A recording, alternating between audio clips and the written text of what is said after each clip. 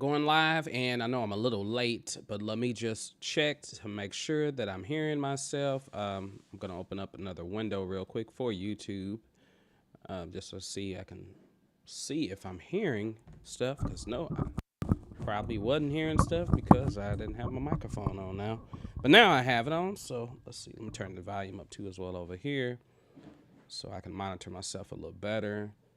Hope you all are feeling great wherever you are in the world. We are getting ready to hit 4,000 subscribers, and I believe it's going to happen today.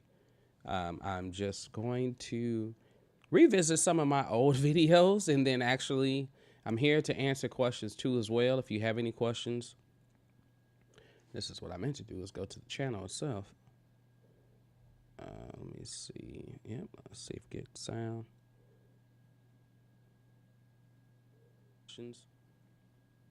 This is what I meant to do, is go to the code. All right, just want to make sure we was getting sound. All right.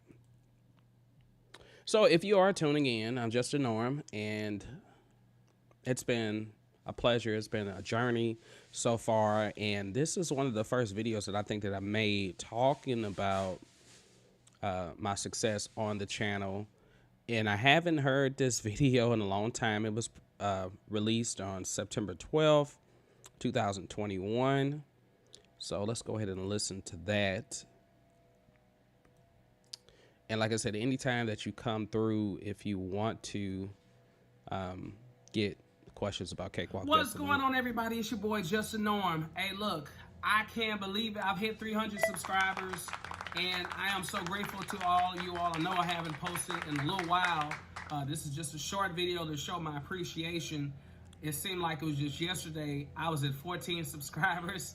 I started this channel a while ago, but I would post like once every year, once every 2 years. You know how it is. I mean, most of us probably have done it if you got on YouTube. Was I zooming in? It looked like I zoomed in on this. Kicked in, and now it's growing. And I'm so excited that I'm able to connect with you all and help you all out. If you benefited from the channel, I'm glad that you benefited, because that's all I want to do on this channel, is to help provide information that you can use. Hopefully keep it watered down, as we say, so that way you can understand it, and then eventually gradually increase to the more advanced technical skills that I have learned in my 38 years, or 37 years. I'm sorry, I'm getting ready. I'm making myself a little older than I need to. 37 years of music and production and performance, etc. I have many ideas up here right now that I want to get into. I'm definitely going to continue my Cakewalk by Bandlab tutorials, because I think those help out quite a bit. But I want to get back into my songwriting tutorials, and I definitely want to get back into my tips for the gigging musician. I know some of these videos may not do that well, but maybe they'll reach a few people that may need that information. I'm all about trying to provide helpful information that will help you grow in your musical career. So if you are new as a subscriber, definitely consider checking some. I don't know why I zoomed in so close. Definitely. I didn't like the camera's down further. It should be up higher. Facebook. It's like I'm gonna hit the camera like right here. Yet, and I haven't really pushed it like that. But if you want to, join it so that way we can talk. Oh, you could tell the angle was different too as well, because I wasn't directly behind the screen. Patreon page I felt like I was started. Like, I don't know, eons ago, but I hadn't really been. I must have been sitting on my couch. So that's probably what it was. Sitting on the couch, I was sitting over here. Continue to upload some things on there. So you'll see my Patreon link is in the description below. So wherever you may be in the world, thank you for joining the community. Now, as you all know, I am a music artist, so I am very excited about a new project that I'm working on. Hopefully, it'll get finished sometime this year, and it'll be my first full album release. I released the EP, I've released some singles here and there, but this will be my first full album release. Hopefully coming somewhere near the end of the year. I got sound pads. I also have a concert that's coming up October 17th at BB's Jazz and Blues here in St. Louis. So I'm going to be, hopefully I can stream that live, or at least provide some. That was a really cool concert. It was my first concert. YouTube. But you all doing all original music. I'm just so excited about where everything is going. I'm loving YouTube, and I'm loving connecting with you all. Definitely reach out to me if you have questions about anything. All right, I love you all. Enjoy your night. Enjoy your day. Peace. Okay. All right. So yeah, I should put some music on in the background. Let me see, music, chill, R&B. Let's see what this sounds like. Is it gonna be loud? Okay. So somebody's cutting grass, y'all. If you hear that, you're gonna hear it. So, all right, let's move on. So from this video, let's go back to my videos and let's look at it by date. Okay, let's go here. Because I'm going to show some of the videos that I know, I can't remember if all of them were live when I went. Let me see, oldest. Because that was after the concert. I think that was after the concert. Oh, yeah. Yeah. So we're not gonna watch this whole video, but I'm just going through, like, first I'm gonna go through and actually pick the videos that I did make when I gained extra subscribers. Let's see. So I have this 900 quick live. Yeah, because eventually it's like I got tired of doing it. All right, we're not I don't really doing it, but I wasn't focused so much like on this doing live mobile-wise. streams I all the went live time. once. Or I focused like on this, talking about and subscribers I don't all even the know time. how many people actually look at it, because I think this is for just the initial community, a few people community. I don't think it goes out to the rest of YouTube. But I just wanted to say, yeah, we hit 900 subscribers, and I'm grateful for that. Now I know I don't seem too grateful, but I am grateful. Yeah, this is on I'm just mobile. talking very quiet. I'm walking in my And I little don't know if apartment anyone ever complex saw area, this or not. and just got off of the 9 to 5. And as you can see, I got my apparel on. I got my Justified. I gotta put those shirt. shirts back Remember, I out, showed but this, that's from my if you art tuned channel. in, I showed this to you. So this is one of the shirts. Well, no, I'm that sorry, if it's you for my want to gaming help channel, but I support, created it in my definitely art channel. get a shirt like this, or you can get my motto. I'm gonna do some other designs as well. And if you're a person that maybe wants your portrait done, or digital portrait, or want something else done art-wise, I haven't done then any I might be portraits able in to a do that long as well. time. But I'm definitely still do them though. So it's a blessing to be able to say that over 2 years ago I was less than 100 subscribers, and I feel like, you know, some people grow a lot faster than I do, but it's been such a journey. It's been such a fun journey, and the fact that I got up to 900 has been a dream come true. Even though the goal is to get to 1,000, and I know I can get there by the end of the year. Am I worried about getting subscribers for a certain reason? Not really. Welcome to the room. If I just you're in the want room. to be Or able welcome to the touch more people's live lives stream. and hopefully provide value to whatever you need in music. Of course, I'm still learning YouTube. I'm still learning different things to do. Hello. This is my apartment So- complex, so This is just the norm. Just letting you all know that I'm truly grateful for you all being a part of the community. I still want to get to know you all a little better. I'm going to do a lot more lives. Right now, work has me busy, so I got to wait until this school gets out so that way I can do more things and go live more and ask more questions and research more and things like that. But just to let you know, I'm here if you need me. If you have any questions about anything dealing with music, or if you got any questions that you just want to know about me, period, you know, definitely feel free to leave comments on videos. I do have maybe 2 more videos coming out that will cover the rest of this production for the new song that I'm working on. Mm-hmm. And then I'm going to go right into the whole process of writing lyrics, the songwriting process. that song is out, by the way. And also the vocal process, showing you exactly how I'm going to mix my vocals, how I'm going to try to get them to sound good with the little budget equipment that I have, because I don't have a fancy studio. I don't live in a multi-million-dollar house. I have things that I've collected. I have experience, and I have patience. So I believe that if you have some type of equipment and you have some type of experience, Hey Jay, how you doing? You know your way around softwares and digital audio workstations and using the microphones and stuff like that, you can get the job done. And then if you have the patience is the biggest thing, because you need patience. Because when you're working on this stuff by yourself, you may not be able to get the sound you're looking for within 2 hours or within 1 day. That's facts. Whereas some producers or some engineers, they can get it sounding really good within a matter of minutes. Glad you're doing good, man. So you might have to work at it longer than everybody else. I'm doing well. That's okay. Right. Celebrating, getting the 4,000. All right, anyway, I don't know if it happened yet or not, but I was at 39999, so I figured it happened today, so I might as well make a live stream. Share it. Let me know you was here in the comments below. Yeah. All right, I love you all. 900, here we are, baby. Let's go. Oh, 900, baby, here we go. Let's go. All right, so if you're tuning in, I know some are coming in, coming out, but it's okay because I know people got things to do, and you probably going on like, why are we looking at a video of us looking at a video of this dude? So oh my God, the ranking on this is horrible. Yeah, in the beginning, I wasn't really doing anything for us SEO, so I probably need to go back and revisit some of that. Let me go ahead and find another video real quick. Let's turn this music on. I hope this music is copyright protection.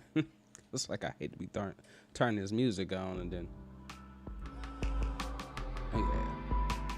So, feel free to let me know in the chat what you've been up to. If you have any questions about Cakewalk, I'm definitely answering questions about Cakewalk. I'm just kind of revisiting, going back down memory lane, as they say. Let's see. Let's go back.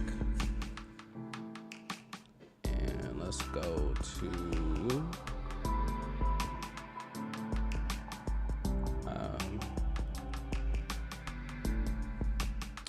I'm just trying to find the videos. I feel like it's easier for me. I should have had this more organized, you all, but I just thought about doing this like last night, the night before. I was like, yeah, I should just show where I've been.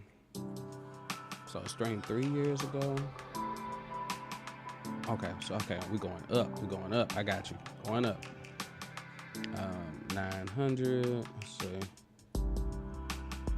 Q&A. Let's take Cakewalk, Bandlab, I'm on my way home. Okay. I didn't know that was streamed, actually.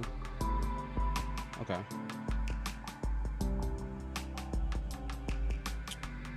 Let's see. All right. I'm trying to see if I have any more videos that were my cornerstone videos.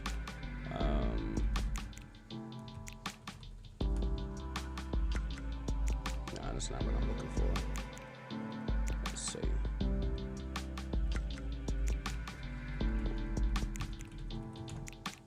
Okay, so, here it is. Oh, I forgot about the 700 one. Duh. Hey, let me go to that. I'm tripping.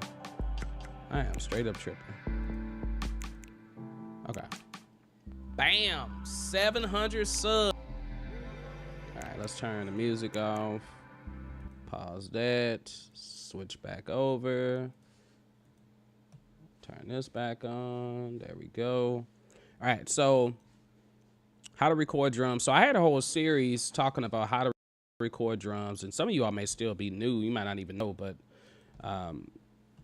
it was originally called 8 Ways to Record Drums in Cakewalk, and it ended up just turning into a playlist of videos talking about recording drums, editing drums, programming drums, a sequence of drums, whatever way you want to call it. So infatuated by, I forgot, it was another guy that was doing this, but the main one that I know that does this is the amazing Jacob Collier. Would always get on here and get on his keyboard and play stuff to write stuff into Logic, which is his job by choice. And I was like, well, let's do that in Cakewalk and let's just do a celebration for 700 subs. So now I cheated on this a little bit because some of this I just put in, by punching the notes in versus just trying to play the keyboard part. But let's listen to what this is, because this was this came before the 900 subs. I forgot about this. Can you all see that? Hold on, let me zoom in a little bit more so you can see it. There it is. Right there, 700 subs. What's going on, everybody? It's your boy, Justin Norm. I'm back with another tutorial. Today, I'm gonna focus on being able to put drums using the piano roll. Now, you can use the piano roll for any other type of instrument, but I'm gonna make a little drum pattern using the piano roll. This is gonna be for the true beginners. This is not gonna be really complicated because there's a lot of things you can do within the piano roll. If you need further assistance with the piano roll, definitely let me know in the comments later on. All right, let's get into it. What I want to do is make sure that, first off, I'm looking at my tracks. If you don't know how to get to the piano roll, let's go back. So let's exit out of this. All right, let's say I am in my track view. I've got some tracks written up here, and I've got my little drum kit. Put some type that's of already set up and ready to go. All you have to do is once you add your instrument track, whatever that may be, double click right here, and it'll open up the piano roll. Yours may look a little different. You might have your bars open on the side. If so, you can collapse that. You may have... It's called an inspector. That's what that's called. This section over here open, or you may not have it open. It's up to you whether or not you want to keep it open. I'm going to keep it open for right now. There is some other options on here that we want to talk about. I'm going to click on auto lock.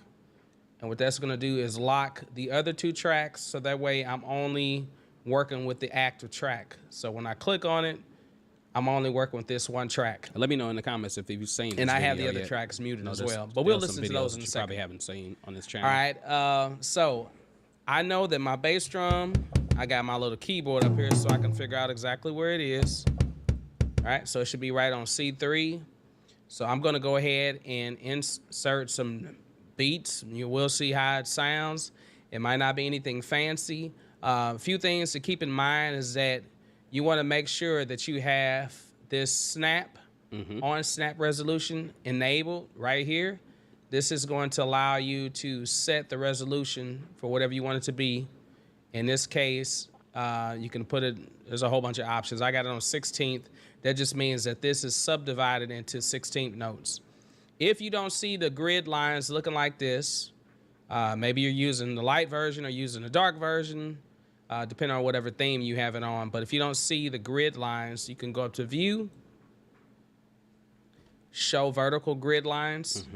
Right? If I turn them off, then you won't see them at all. And you want these grid lines on because we want to make sure if I wanted to play 16th notes on my hi-hat, for instance, I can just put here. And what I'm going to do is I'm going to press Alt, and I'm just going to click them. If you hold down Alt, you can just click one time and do it this way. All right. I am using the Smart tool up here. I'm seeing the scissors come up though for split too as well. And then when I play it, okay, and you can tell. That sounds so corny. Velocity right, so definitely got helps 16 there. notes going on. And if I want to put a bass drum part, let's go ahead and do 1, 2, and 1, 2, and. So I'm going to put and right there. 1, 2, and 3E. All right. So I'm going to go and 3E. Yeah, that's cool. All right. I have these hi-hats. And if I wanted to adjust the velocity of them, I can do it a few ways. I can click on one note. And I can, while I'm holding the note down, I can bring this down if I wanted to. I can bring this one down if I wanted to. Oops.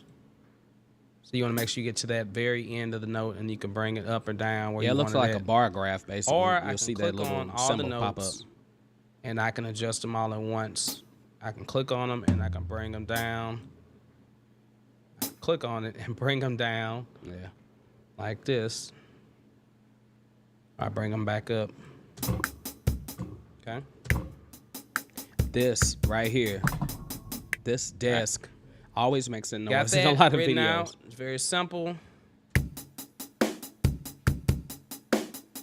Yep. And if I want to put a crash, I can add a crash right there. You can also double click to put the notes in. So yeah, it's just simple as that. You can definitely draw your notes in. So which brings me to what I did because I was just crazy and I felt like doing it. We reached over 700 subscribers, y'all, and I want to just say I'm Woo! grateful to all of you all that have been a part of the channel. I know I can't always post like I want to. I want to definitely post more. But let me show you what I did real quick. So let's go out of this. I'm going to save that. Look at this. Bam! 700 subs. Can you all see that? Hold on, let me zoom in a little bit more so you can see it. There it is. Right there. 700 subs. So I took the liberty of using the piano roll to write out this part. Now, I started off, let me show you what I did. I started off with the 700. The 700 I actually did play with my little keyboard controller. I played it in. It just took me a little while to think about how I wanted to make this 7 look. Now, the zeros and the rest of these, I was like, I can't even do it right now because for one, this is a small keyboard. I can't reach that many notes. And then you have to like think about what the notes are going to be. So I did just draw these in. I encourage you to try it. It's pretty fun to try to come up with different messages. Yeah, I might do that. You know, again. you could say like happy birthday or you know, I love you or something like that. Or you can write the title of your song or whatever you want to write. But this is what it sounds like. What I did was I took this track, I duplicated it, and I brought it, duplicated it, and made another track for strings. I'm just using the Cakewalk TTS, nothing fancy. Add a little reverb on here. And then what I did is I took and I selected this subs part and I transposed it down further. But this whole string track is up 2 octaves higher than the piano part. So this is what it sounds like. I'm wondering what it's going to sound like with the drums, actually. But I'm not going to put the drums on. I'll leave the drums muted. Here we go. Oh, actually, let me turn this off.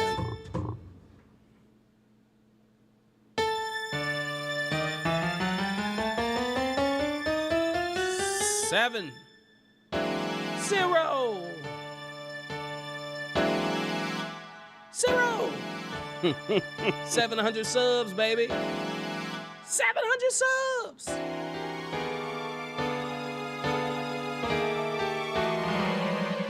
That's nice.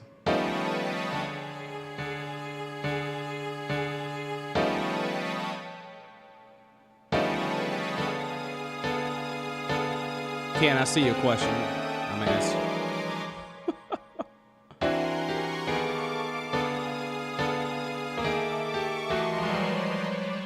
Wow, that's crazy. What am I looking for? Oh, let's turn this off. All right. So, Ken, your question is it possible to create different parts and assemble them into a song like on an Alesis sequencer old school drum machine? Yeah. I mean, the Alesis MMT8 is where my journey began. So for a sequencing anyway, because my father had the Alesis. So I used to play on that all the time. You know, coming from an 8-track sequencer to an unlimited track sequencer is a big difference. This is, Cakewalk is the exact same, man. It's just a huge sequencer. It just allows you to do audio and MIDI tracks. So, I mean, if you was thinking simply recording that way, the way we used to do it is we had, what do we use? We had the Korg M1, the original M1, Korg M1, and then we just MIDI that in to the sequencer. And basically, you know, it's kind of like TTS for the most part, or it doesn't have to be TTS, but any type of audio plug-in, I don't want to say audio plug-in, instrument plug-in, a virtual instrument, that's what I meant to say. So it's kind of like that, basically. You just set your channels, like channel 1, channel 1's piano, channel 2 is normally bass, channel 3 is normally strings, drums are normally channel 10, sometimes channel 11, and you put them all in that order, and then basically you can have, I mean, if you want to do 8 tracks like that, you could have 8 tracks, and then, you know, record the piano part, and then, boom, go to the second part. But they can all be feeding from one instrument, kind of like, you know, Contact can do it that way. Or, like I said, you can TTS is still, you know, outdated, but I still like the TTS. I mean, as long as it's working right. Sometimes it works crazy because it is outdated. Then you can use a TTS and you can set each track to a different channel, and you could just go down the line, record your piano part, boom, record your guitar. This is a lot easier now because on software like this, it's easy to copy and paste. On the MMT8, I don't even remember. Like, I feel like, well, no, I think you could copy and paste on it. I can't even remember. It's been so long since I've seen it. I think my dad still has it, or maybe he doesn't have it anymore. I know we lost a lot of equipment, you know, in a flood a long time ago here in St. Louis. But yeah, I mean, this, if you not familiar, I mean, Cakewalk or any type of software should allow you to just simply get in there and, you know, record it via your keyboard, your electric drum set, whichever, and just record in the parts. I just did this for this particular video that we were looking at now. I did it like this because I was trying to just do a different way, you know, like trying to put messages into MIDI notation or MIDI data. This is really what this is, MIDI data. So hopefully they answer your question, Ken. I know I can pull up Cakewalk. Do you put patterns in a folder? Well, you know what? Cakewalk actually has patterns. Let's pull up Cakewalk real quick. Let's minimize this. So Cakewalk does actually have patterns that comes with it. So you can use the patterns in there, and I have videos that talk about that using the MIDI patterns. Gotta get some more space eventually. Let's see. Let's just create a new project.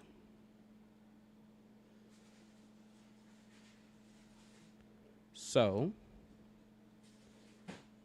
should I leave this like this, or should I put it like this? Let's put it like this. I kind of like it being zoomed in a little bit more. All right. So you have patterns that are over here. This is called the browser that's to the right. And right now it's set on audio effects, but I can click on each one. If you go to media, click on it, and you use the move up one level. I don't know if you all can see this or not.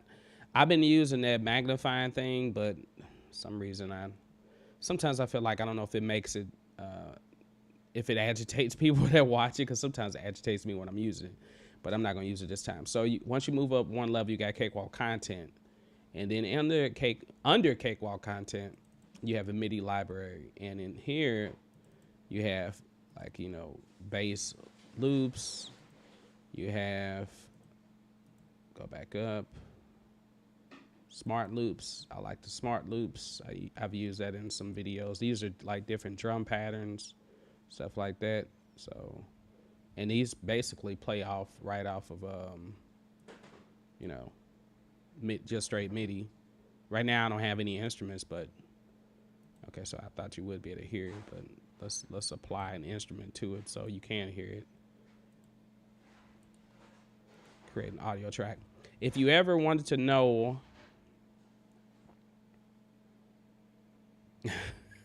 it was simple, man. It was simple, but you know what? It was simple because there was only so much you can do within that one device. But now when you get, you know, Cakewalk, Logic, Pro Tools, whatever you're using, now you got a whole bunch of tools. And to be honest, you don't really have to use any of the other stuff in here. Like, you can get in here and just say, I just want to sequence and deal with MIDI. And that can, you know, that can be it. But yeah, when you want to get in here and create a whole song and stuff, because what I had to do is we had to take the MMT8 and then I would have to feed that. This is before we had a computer. So we didn't have, well, we had computers, but I had an IBM, you know, 5 1/4 floppy disk. So you couldn't do no audio tracks on that like that anyway. It barely had enough space to do anything. So we would have to feed it in, the outputs of the MMT8, audio outputs, we'd have to feed it into a Tascam. So we had a Tascam, I can't remember the exact models, but we had a 4-track Tascam, and then we got the 8-track Tascam. And 4-track, like I remember recording that with that cassette tape, that was fire. When we got the 8-track, I was like, oh my God, this is amazing. Like I can record multiple tracks. So, you know, and be able to do some things. So we would put that in so I can have that signal go to maybe track 8 or something like that. And that would be my music. And then I can use the rest of the tracks if I wanted to put like a live bass, or if I wanted to put some live percussion, or put vocals on. So it was simple because you were limited. So the limited you are with something, you get used to being limited and then you can do it. But now when you got, here, I mean, even Cakewalk is limited. There's some things you can't do in here. Like the video feature. I made a video about the video feature, but it's, it's okay, but it's not the best for us. Like if you're trying to get into doing film, scoring, or anything like that, you can get it done here, but there are better softwares for that. And I hope it was one thing that they was going to consider for Cakewalk Sonar. But SMT8 track, yeah. So, but yeah. So anyway, I got this MIDI groove. Now, if you had a MIDI track like this and created a MIDI track, but you don't hear any sound, normally it should be set to your Microsoft or whatever, what's the name? But I normally like to use the instruments. So in order to do that, I have to actually create an audio track. And then I'm going to show you, like with the audio track, once you add the sound to it, then you can combine the two tracks to make them an instrument track, okay? So insert soft synth, and I got a feeling that, boy, if I pull up TTS and it don't work, I'm gonna be mad. Hold on, is TTS on here? I'm like, shoot, what happened to it? Okay, there it is. Let's see if it works. Now, some people say it don't work anymore. Somebody was telling me about that. Or maybe they couldn't find it. It still works, I guess. So now I press play. Now I know I'm getting a signal now here, but something's, oh, you know what? I know I'm not getting no sound. My bad. On my Zoom, that's perfect. So I was playing these sound pads that come with it, and I switched over. That's what it was. So on this Zoom Live Track L8, I have my Cakewalk coming out of a different channel, and then I have my, desktop, sound coming out of a different channel too as well. So track 8 was the Cakewalk, but it was supposed to be set on USB 3.4, so that's why I'm wondering I wasn't hearing anything. But okay, so now I'm hearing something. Okay, so and then I know, that's what that is, but that was probably supposed to be drums, but it can be piano, or I can switch it to drums. Preset, chromatic percussion, drum set, standard. Let's see if it actually plays on this. Okay, so yeah, so that's a feel. So like I can go about recording something and put that feel in there, and then I can go about doing that. So I mean that's one way where I would go about setting up these tracks. Now to make this one track, because sometimes you really don't feel like looking at two tracks like this. So this is the audio. I mean, this is the MIDI track 1, and this is the audio track 2. So you can control click them, and once they're highlighted, there's a part that says make instrument track. All right, and then it'll just make it one instrument track. So now you know that an instrument track is really just an audio track and a MIDI track combined. All right, but like I said, you don't have to do the instrument tracks. You just want to do MIDI. That's great. MIDI is just perfectly fine if you say, hey, I don't really want to use the sounds in Cakewalk, but I want to use the sounds just in my Alesis keyboard or my Yamaha, motif or whichever. So then you can just in your interface, whatever interface you use. Now, this particular interface, the Zoom, doesn't have MIDI, but the Focusrite has MIDI. My Behringer X18 has MIDI in, MIDI out, so I can always MIDI it back to, my keyboard. Not this keyboard uses USB. So this one, I can just plug a USB cable and do it that way too as well. So, Ken, I hope I answered your questions. I know I gave you like 30 minutes on a 2-minute question. Apologize. All right. So, yeah, well, let's get back into it now. All right. What do we have? So we did 900 subscribers. I don't remember if I did anything for... Did I do anything for any of the other subscribers? I know I did something for 1,000. At least I thought I did. No, I didn't do anything for 1,000. I should have. I had to. I just don't remember where I did it. Cool. Thanks, Ken. Thanks for the thumbs up and stuff.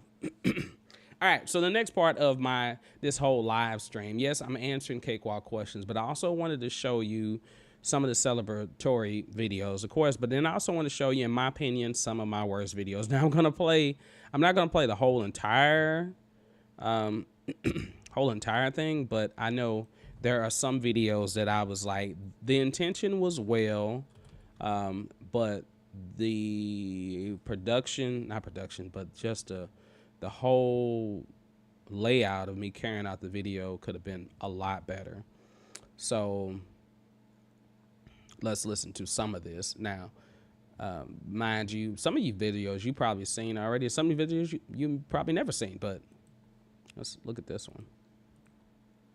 What's going on, everybody? It's your boy, Just a Norm. Hope you all are feeling great wherever you are in the world. Today's video... Oh, let me talk about this background. So this background came from Just a Norm Vibe Check is what it's called. And Just a Norm Vibe Check was from a platform where I was performing live on. So it was like, I can't remember, Sessions. That's Sessions Live. That's what it's called, Sessions Live. I don't even know if it's still going on or not.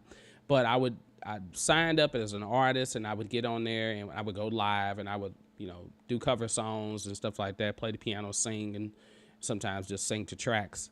And I remember when I started making the Cakewalk videos for this channel, I kind of took this background. I like this background, but I always call it Just On Vibe Check.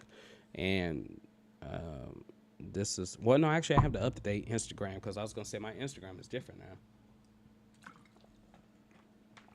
But that is the same thing. So it's about something that I've been asked quite a bit. How can you mix rap vocals the right way in Cakewalk by Bandlab? And today I am focusing on a beat that I just started a little earlier today. And all right, let me pause there for a second to answer your question. I have a question. What are ways you can warm up a mix before mastering? Good question. So I think of warmness is associated with what type of sounds you use too as well. So if I'm a person that's looking for a warmer sound, then that deals with tonality. So basically, if I'm using something that's bright, like a clavinet or something like that, then that's going to tend to lean towards a brighter sound. If I use something that's more like a Fender Rhodes, that's going to be more of a warmer, darker sound. So sound choice, sound selections, of course, what you record itself.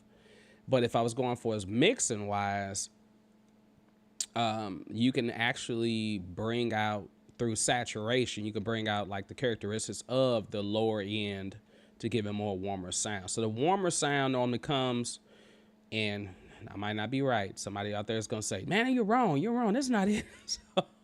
But the warmer sound normally comes between the frequency range of 200 to about, I want to say 200 to 400 hertz. So that's like the frequency range where you normally find the warmness of. And I can give you an example real quick, since we still have Cakewalk up here. All right, so if I record an audio track, let's delete this track.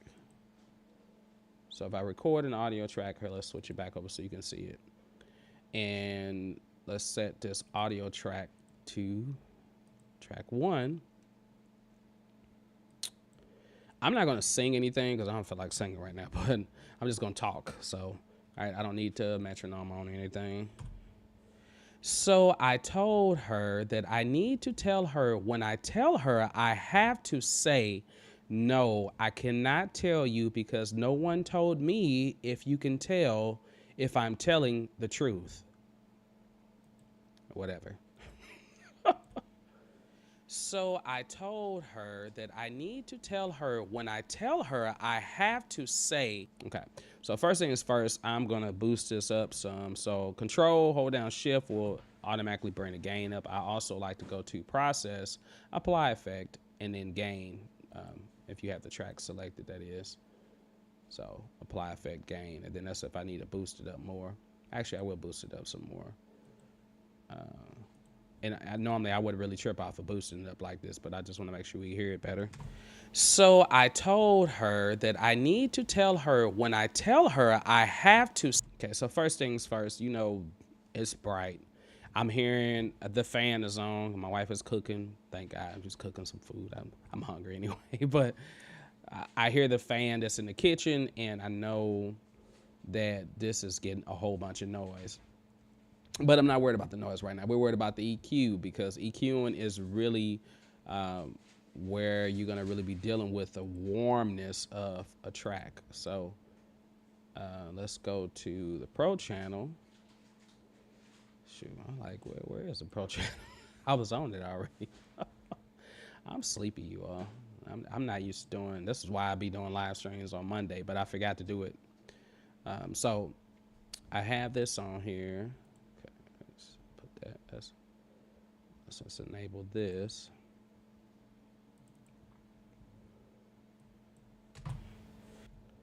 So I told her that I need to tell her when I tell her I have to say, no, I cannot tell you because no one told me if you can tell if I'm telling the truth. Okay, so warmness around 150 to, yeah, so like 150 to 400 range. So if I happen to boost that some, that does make it a little bit more warmer. So I told her that I need to tell her when I tell her I have to say, so, no, I cannot tell you because no one told me if you can tell if I'm telling the truth. Okay, and of course I did a high pass filter. So that's one way you can go about doing it, Jay. I don't know if you're still here or not, but you can do EQing, you can do saturation. Got saturation plugins. Waves has some, but I'm trying to see. Let's go to the Pro channel again. Delete this. Delete. Oh, we got tube saturation. And some saturators will allow you to actually add distortion to specific frequency ranges. And I don't know if Cakewalk has anything like that on here, but shaper, see depth. Okay, wide and bigger. Yeah.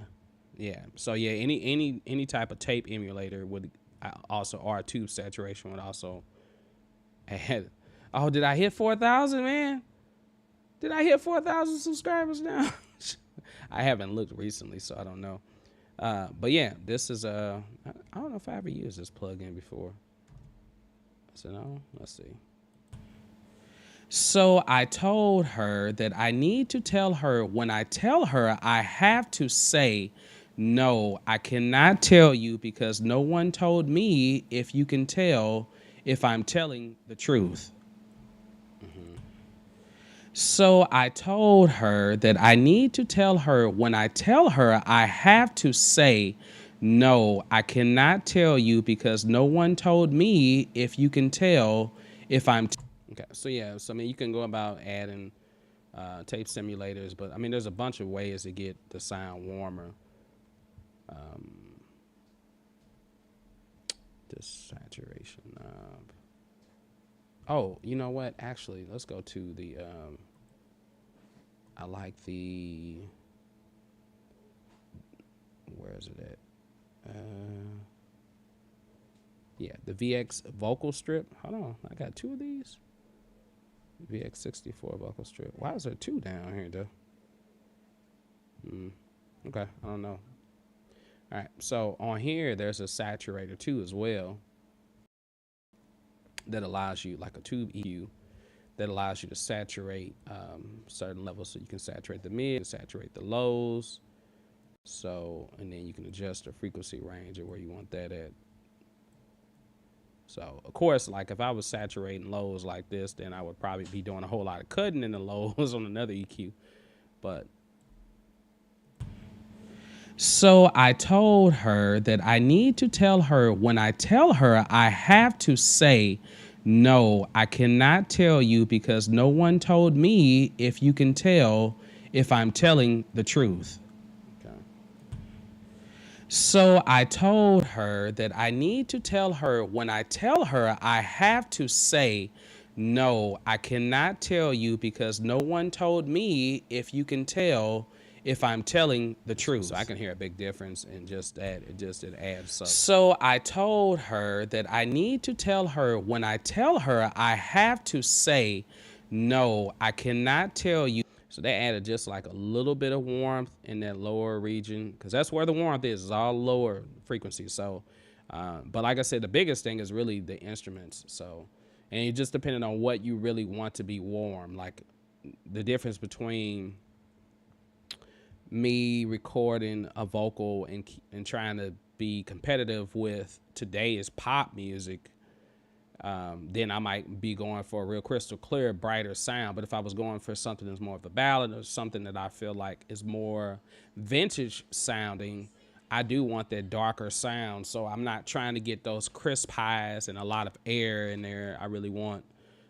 so less compression too as well. So compression can cause things to be a little bit more brighter. Well, depending on what type of way you use it, but I'm more, what do you say, more, not brighter so much, but more aggressive. I put it like that. So yeah, but like I said, the good thing about the mastering process is that anything coming with tonality, you can change that. So don't feel like you know, if you had a real, now if it was like just real bright and I call it tangy, real bright and tangy, or tinty as they say, in your mix, and then you get to the master and you mastering yourself, or you send it to someone to master, then you're probably like, they'll probably be like, dang man, this dude didn't put no lows in, it's all highs and mids. Okay, so the sound around the mid range to bring more clarity. What are good ways to do? Okay, so hold on, let me read this right. I say that early brain is still here. Okay, so around the mid range to bring more clarity, what are good ways to do it? Or could I use a tube EQ?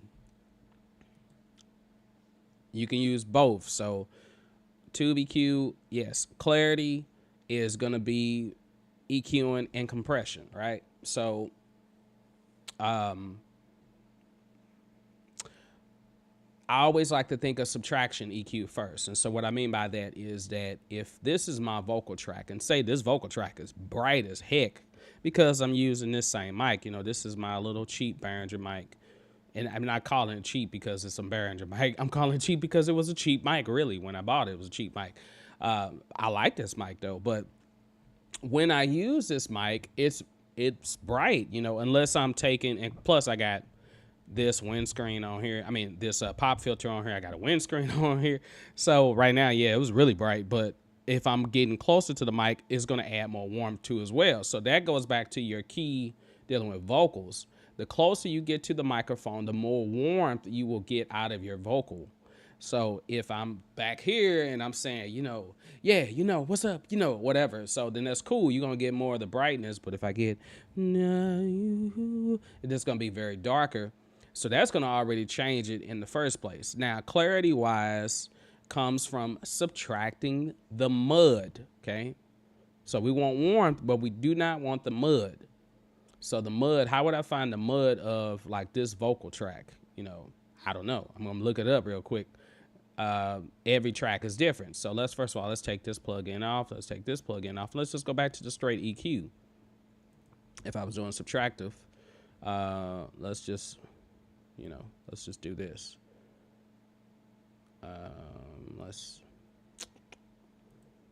Okay. Let's loop that part. And you're probably going to get tired of the vocal after a while. I'm so sorry. All right, let's start right here. So I told her that I need to tell. So I told her that I need to tell. So I told her that. Okay, I'm sorry. That's annoying me already. Let's go a little bit further. I'm like, look, so I told her. No, sir. Anyway, I'm sorry. I'm goofy. So I told her that I need to tell her when I tell her I have. So the first step, and let me leave this pinned up too as well. If you don't know how to pin it, there's a pin, tiny pin in the right corner, right? So I can keep it up so you can look at it. So when we're looking at this, you can already see exactly the analyzer, shows the real-time analyzer shows all of the grid where my vocal part lies. Muddiness in starting with clarity, even if it's in the mid range, is going to be reflective of whatever happens in the other ranges too as well. So it's kind of that theory of what I do to the low range affects the high range. Okay, so if I take more bottom out, well, guess what? It makes it seem like the song is brighter or the vocals are brighter, but really they're not. It's just that when I take the lows out, I have to compensate. So sometimes when you take the lows out, you might have to tame the brightness some too as well. But in this case, mud, the frequencies range, and I'm going to say range because it varies, but the frequency range that I don't like is 400 hertz. So between 400 and 500 hertz. So I might dip that, and I wouldn't really know unless I was listening. So I told her that I need to tell her when I tell her I have to say. So I told. Okay, now I'm not here. I'm not saying anything now. Let me see. Hold on. Told her that I. Oh, did I turn this off? Is this on the same track? It is on the same track. Oh, I'm sorry. I turned the main global on and off. Ding, ding, ding, ding, ding. Please make sure you don't turn it off. I forgot to turn it off earlier. Right here at the top left corner. No, well, not top left corner, but right at the top of the Pro channel strip, there is a global on and off switch. Please make sure you have that on. I was like wondering why I wasn't seeing no signal no more. I need to tell her when I tell her I have to say. So I told her that I need to tell her when I tell her I have to say. So I told her that I need to tell her when I tell her I have to say. So I told her that I need something like that, a very shortcut. This is only like what, three decibel cut, something like that. I wonder if does this allow you to zoom in even more? Never asked that. Sometimes when you're dealing with EQ, it allow you to zoom out more or zoom in more. So that way you can see. Right now these are going by 6, so adding 6, subtracting 6. But I was wondering if I can go in between it to see even closer. But something like that, there was another frequency range over here that I would have cut. It's just kind of going through, and we call it that sweeping motion. Now you can lower the Q or sharpen the Q more, I call it like that, and then go around. But every time that you go back and forth, you're basically just going down the notes of a piano. So you will hear those frequencies, but certain frequencies will ring out more than others. So if you're going to get more clarity, that does not mean boost stuff. Start with cutting stuff. Okay, I always start with cutting stuff. Now, well, at least that's the way I think. So I mean, it's your opinion, but I would always start with cutting. So I might have a whole bunch of cuts. Cuts might be looking like that. I might cut right here. I don't know. Then maybe I boost here. So maybe I boost there, cut there. So let's hear what that sounds like. I need to tell her when I tell her So I told her that I need to tell her when I tell her I have to say. So I told her that I need to tell her when I tell her I have to say. So I told her that I need. Yeah, muddiness is can be boxy. That's. Boxy is more so the lower mid range. So yeah, and like I said, sometimes muddy can also be bottom end. So it can be anything that's below 150 hertz. So it just depends. So like vocal wise, if this is the reason why we do high pass filters or a low cut is because a lot of times there's are you don't really hear it. Like I see, like originally until I turned this vocal up, I didn't hear a lot of the noise, but now that I'm listening to it, I hear like, now the wash machine is going now, our dryer is going. I heard the fan in the kitchen. I heard all these different sounds, and that contributes to that low rumble that you may hear. And you might not know it's there until you get into the mixing and the mastering phase, and that's when you're going to start to have issues. Because when you try to boost your vocal or boost that instrument, you might notice that there are certain frequencies that are outweighing the other frequencies. So it's always good to cut them. Now, how much you cut, depends. Because, like, I don't want to lose all the body. Body is at kind of that same range. It's between the 200 to 400 range, 200 to 450 range, somewhere around there, which is also the warmth. So that's another word for warmth, might be body, basically, if that makes sense. All of these different ways of describing sound, there's a bunch of different ways of describing it, so it just depends on what you go for. So I told her that I need to tell her when I tell her that I have to say, I know that I'm losing my body, I'm losing my umph when it starts to sound like transistor radio. And then if you knew you did that, then you can go back and just say, oh, let me pull it back some, So I told her that I need to tell her when I tell her I have to say. So I told her that I need to tell her. Okay, so you're going to notice it's more clear there. But like I said, it's really bright. So I like my voice definitely needs more bottom. So when I tell her I have to say, so I told her that I need to tell her when I tell her I have to say, so I told. Okay, so and that might sound more better to me. Now there's still some frequencies in there that I hear that I don't like. So I would play around with it. You're gonna need more than one geek. I can't get the word out. I was about to say more than one geek. More than one EQ, because you're limited. Like, there for a cakewalk anyway, this quad curve equalizer is wonderful. I love it. But you can only use one on one channel at one time. So that's not going to do you much good. So you're going to have to add in extra EQs. And like one EQ might be specifically for cutting. Now, some EQs have multiple bands that you can create. I know Waves has a lot. Isotope has a lot. I can't remember. I'm still learning all these Wave plugins in here. And then me personally, when I look at all of these plugins, I get overwhelmed. Which is why I kind of went through and started like trying to get a feel for some of them.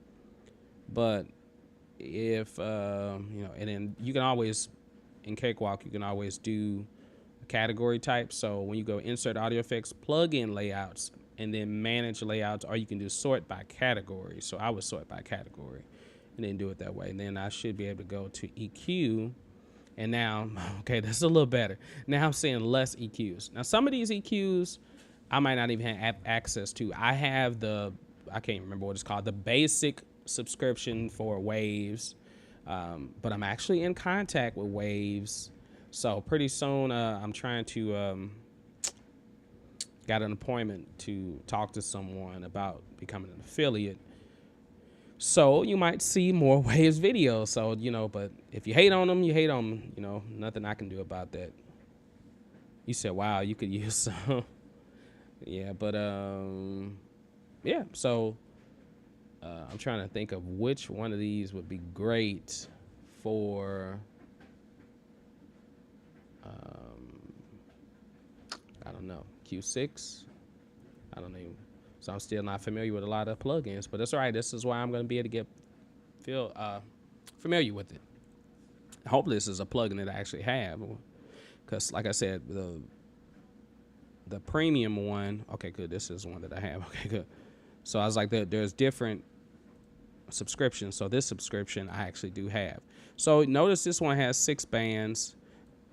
So like I might be using this one to go and do some cutting, or I might use this one to do some boosting. It just depends. But I can have this hand in hand. So I might have one EQ doing all my cutting, one EQ doing boosting, and one EQ maybe doing just like high shelf or giving me more air, you know. So I might do 2 or 3 EQs. So it just depends on, you know, what's required. So, you know, don't go to the extreme with anything that you're mixing. So don't just assume, oh yeah, you know, look, I'm mixing this vocal, I'm mixing this instrument. I already know, I saw on YouTube that I need to put all these plugins on here. No, do not do that, because your recording, your song is going to be different than everyone else's. And, you know, you have to consider what you want to hear. Now, if you're not sure what you want to hear, then yeah, you might want to start with like a vocal template, like the Just the Vox in your face, like you know, like me, like my template.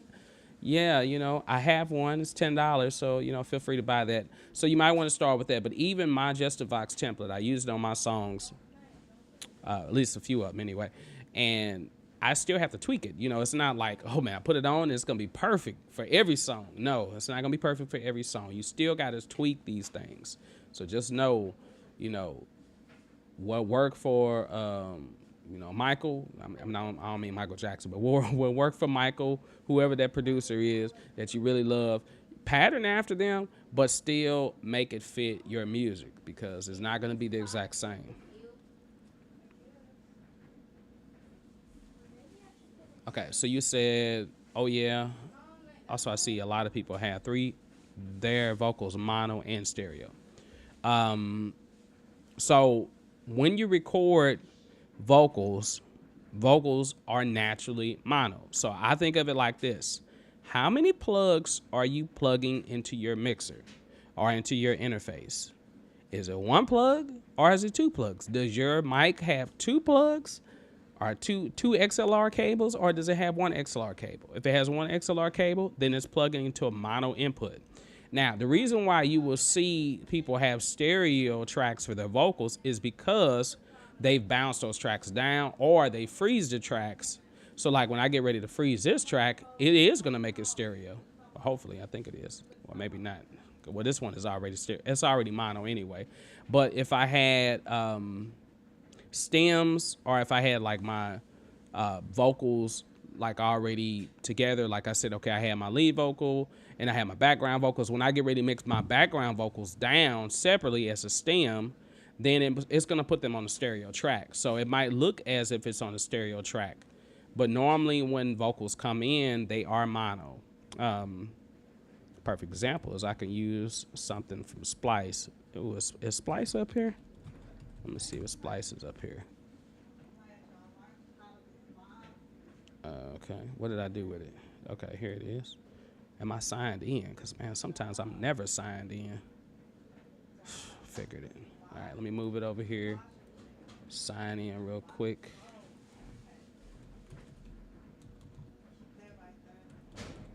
Actually, you know what? Let me just go to the website, because I don't feel like doing this.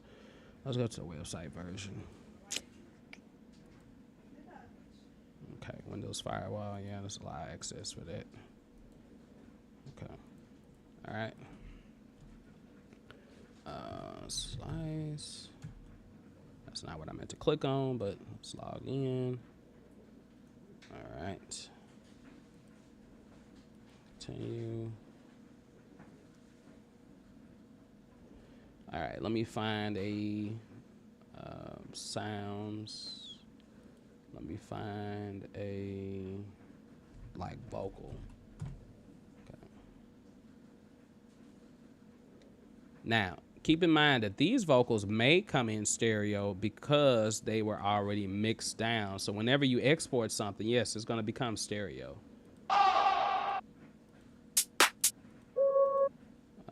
Let's see, vocals. Okay, so let's do that.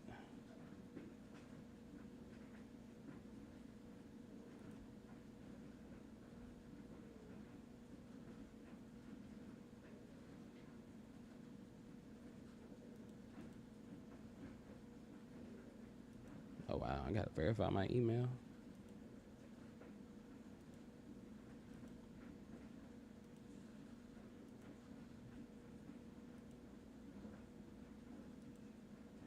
Okay, you know what? Forget that right now, because I'm like, shoot. I was like, it was saying I got to verify the email. I was like, dang, I thought I did all this stuff already. Okay, I don't want to take up time doing that. But normally when you import from Splice or something like that, normally like if I import a bass drum, snare, or something like that, normally they might be mono, they might be stereo. But normally, like I said, for vocals, they normally are a mono instrument. Now, if I was playing my piano, not just one to the side, but if I was playing my, Yamaha Mo X or whatever kind of keyboard, and I plugged it up via left and right two cables that are going into my interface, so I have to plug them into two different channels, then I would record that stereo. So that definitely would be stereo. When I record my guitar, my bass guitar, that is a mono instrument, so it's going to come in as mono. If I record my lead guitar, it is a mono instrument, it's going to come in as mono, unless I'm coming out of a pedal.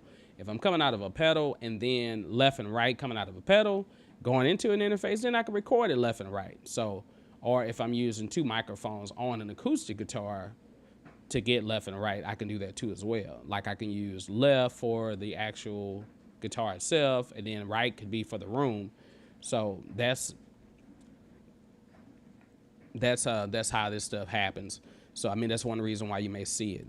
To be honest, it doesn't really matter which way you do it, but if you're in Cakewalk and you're recording, so when the song is done, it's the vocals best to leave it in mono and do ad-libs. Be better in stereo.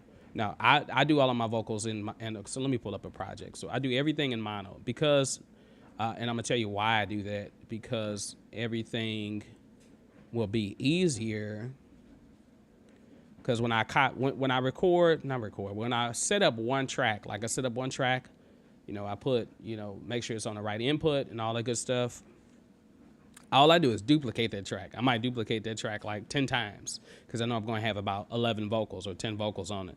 So when I duplicate it, I'm just going boom, boom, boom, recording each track after, so I don't want to go and say, oh, let's set this one to stereo. Let's set this one to mono.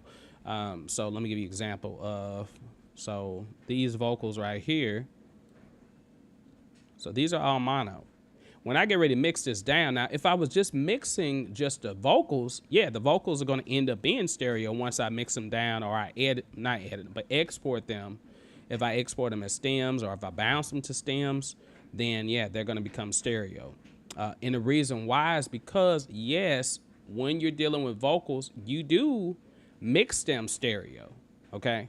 Mono instrument, but mixed stereo. What I mean by that is this second tenor part, which I soloed. Right now I have this centered. So, but then I have some tracks that I have. Is it on here? Is this on this one? Okay. Some tracks I have panned, I think on this one, do I? Let's see. Yeah, okay, so this track here, they all say Levox. And the only reason why they say Levox is because I copied them. But this track here is panned, track 11 is panned left 11. All right, pan left 11. It's track 11, pan left. And track 12 is pan all the way right. Because they're in a stereo field, they are going to be mixed stereo. But now if I didn't do it in stereo and I just kept them mono, everything would just be right in the middle, So and you can actually do that on the master chain. You can change the interleave, which converts it to mono temporarily. And then you can hear it, like if I just put these two on. Yeah. I'm not like the other guys, not trying to better wear tonight. Okay, so you can tell now that, yeah, it just sounds like it's chorus. Like I just dubbed them on top of each other. They're milliseconds apart. That's because originally I wanted them to be panned. So, and when I put them together, they're panned left and right. So now they're going to be in a stereo field, but I recorded them mono. So don't get it twisted with that. Because you're recording in mono doesn't mean that you can't put it in the stereo field. So you're moving it around. I'm panning something a little left, a little right. I'm panning hard left, hard right. So it's still going to become stereo once you put it down, because think of Wave. Wave is normally a stereo track. So do I have something else solo? Yeah, I guess so. So. I'm not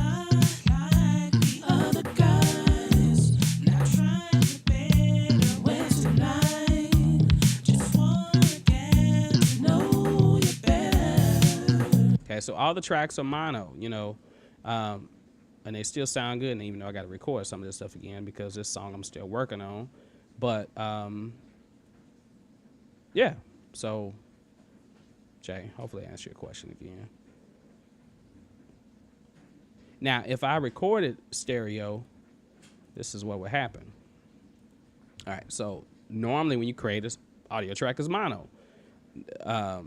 Used to be where you can actually insert a stereo track and you would see two ways, but you're gonna notice the change. When I change this input from Zoom master, I can do master L, and right now change it to stereo. So I can record stereo this way, but guess what? It's gonna record, if I have a metronome on, that's gonna come through. So like, look. Yeah. Okay, so let's listen to that track. So this is stereo. Yeah. So now one mistake that I made with this is that, yeah, it's a stereo track. I'm not even tripping off of that. But the fact that I set the input to master left and right. So now my mixer is spitting out what it's hearing, right? So because I was playing a song, it's spitting that back in and it's spitting the metronome in. So I recorded all of that. I don't want to record all that on the track. And one time I did the mistake of doing it and I was like, oops, what did I do? So on this, I want to go down to input 1, which is where my channel is. But I could do input 1 and 2, which is also going to make it stereo. But this is what's going to happen now. Let's go. Oh, I'm sorry. Let me make sure I got it set to record. And I'll just solo this one. Yeah, I said it. You know it. I said it. I know it. You said it. All right. And you're going to hear it. It's going to be on one side. Yeah, I said it. You know it. I said it. I know it. You said it. Okay, so you see that it's on one side. And the reason why it's on one side is because I did it in stereo. So my signal is only going into one channel, which is a mono channel. So if I put it in stereo, then it's only going to go to the left side. Now, you know, fret not, you still can convert this back to mono. So if you right click on it and convert to mono, then it'll convert it to mono. Yeah, I said it. You know it. I said it. Okay, so now it's on both sides. Okay, you said, so you leave the whole mix mono, including the beat. Well, the mix itself, so think about this. The master is not mono, it's stereo, okay? So even though my tracks may be mono, so yeah, so these, the bass drum part, now this is just MIDI, right? This is all MIDI. It's MIDI combined with audio. But if I freeze these tracks, then it will become stereo. So I'll temporarily freeze it. Okay. All right, I'm about to say, I hope this project don't cut off on me. So now you can see that this bass drum part at the top, because I freeze the track, which temporarily, oops, sorry, I bumped into the mic, temporarily converts it to an audio track. So now it is audio and it's in stereo. And because whenever we convert or whenever we export or whenever we bounce down, it is going to bounce down to stereo naturally, unless you tell it to bounce down to mono. You could bounce it down to mono too as well if you wanted to, but it's going to do stereo. So it doesn't matter that it's, so all the tracks may be mono, but the master is in stereo, if that makes sense. So it's still coming out stereo, if that makes sense. Yeah, it's one of those things that you don't really have to overthink. Like, I wouldn't really overthink it. If you create a stereo track and you start recording and you know this is only on one side, then just go back and create a mono track. And then if you get it on both sides, great. Because when you get ready to export it, mix it down, bounce it, master it, whichever, it's going to be all stereo in the long run anyway.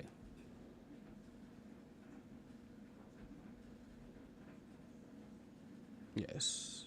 Awesome. Okay. Yes. Now, it's back to the video. And questions, feel free to answer your questions.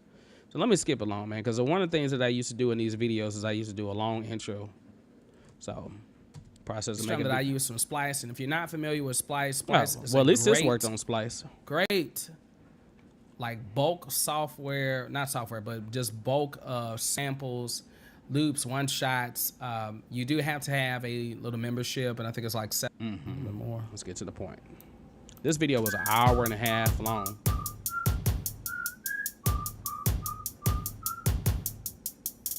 Yeah, okay, I like that better. So I use that envelope, not envelope, but I always forget what this is called. It's like a fade in, fade out, basically. You want to do that sometimes when you're dealing with Yeah. audio files. Make sure you don't get any clips, and make sure that Yeah, if you keep it mono, I mean, it doesn't. So there, let me rewind. There's, I want to call it like a proverb, not a proverb, but there's an old saying. If you can get your mix to sound good in mono, then it's gonna be fat in stereo. And what I mean by that is, Jay, I thank you for all the questions. Oh, we got a new person asking a question. Right on. Dot. Can you name some good free drum VSTs for rap music like Travis Scott type drum, especially snare and 808? VSTs wise,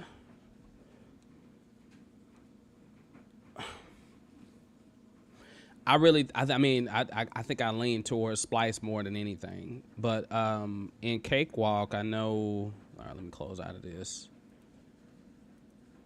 There's not in Cakewalk, but you have to get something outside of Cakewalk. What is it called? The Iota Mini has some cool like 808 sounds too as well. It's like a little drum groove. Contact, if you don't have anything by Contact, definitely get Contact. Contact is like the stuff, right? You know, like normally have a lot of free sounds and free samples and stuff like that. Oh, even Bandlab has free samples and stuff too as well. So you all got to check out Bandlab. But Contact, Native Instruments, like I would definitely get anything. Now, of course, they got stuff that costs, but they have free stuff too as well. So you can get the Contact 7. I'm getting ready to sneeze. Excuse me. Pardon me. I sneeze on y'all. So yeah, there's paid versions, but there's also free versions. Free, that's what you look for. Free. Yeah, there you go. Free. I did a video on Jacob Collier Audience Choir. Complete Start has drum sounds and stuff like that. Contact 7 player, yeah, Reactor, any of these, like this Complete Control software, like this stuff, Complete Start has a bunch of stuff in it, you know. So instruments, I would get this. This has 808s and, you know, good stuff like that. I need to do more videos on drum VSTs because people like acoustic drums are really cool. But let me see, drum VST free. Let's just say free, you know.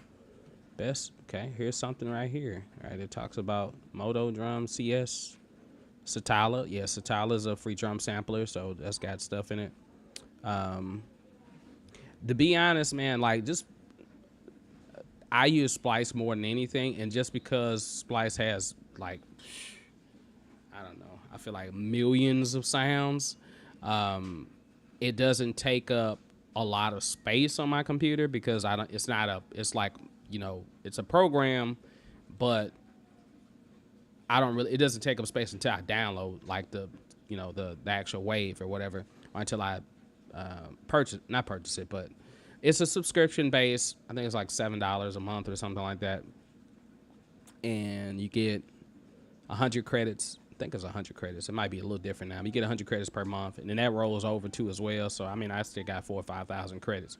I have not used all those credits, but I can go on there and then I can find Sir Love from India. India, stand up.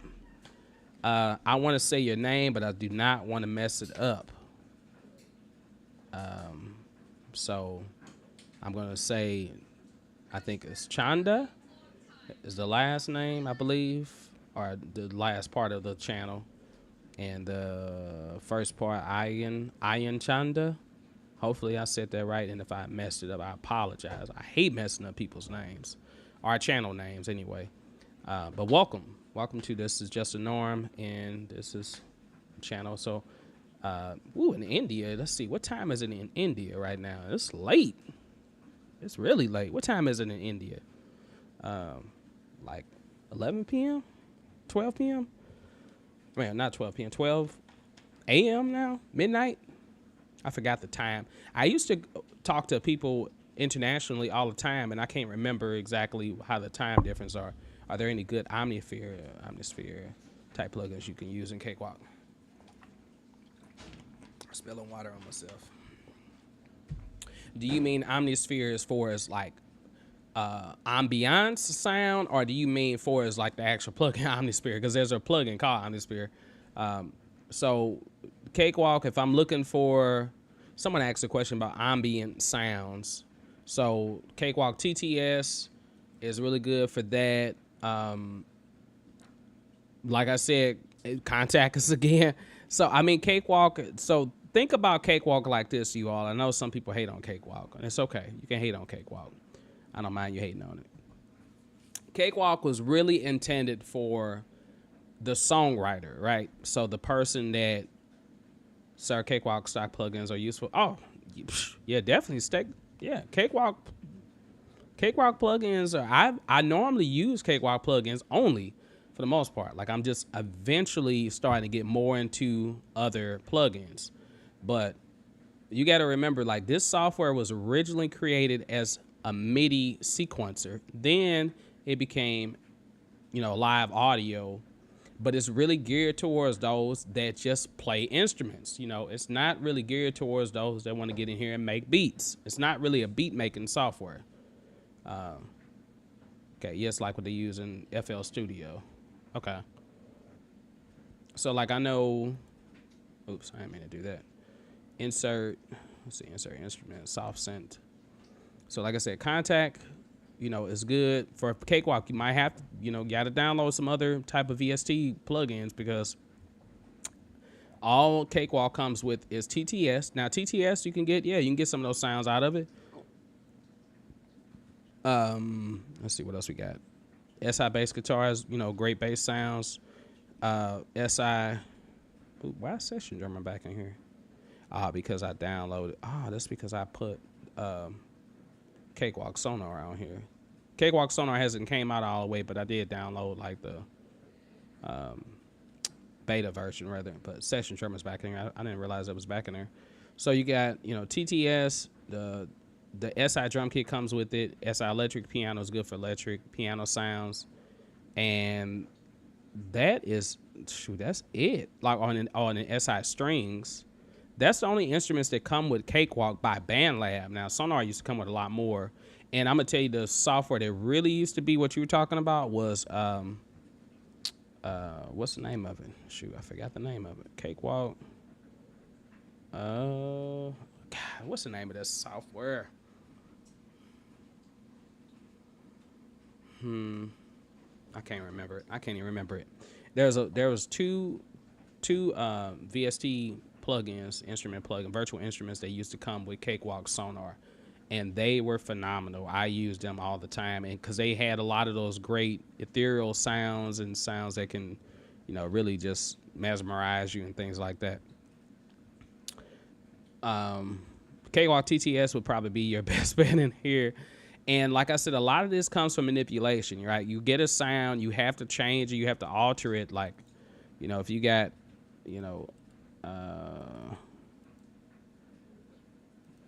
preset, so like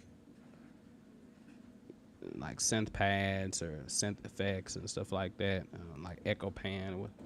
See what this sounds like.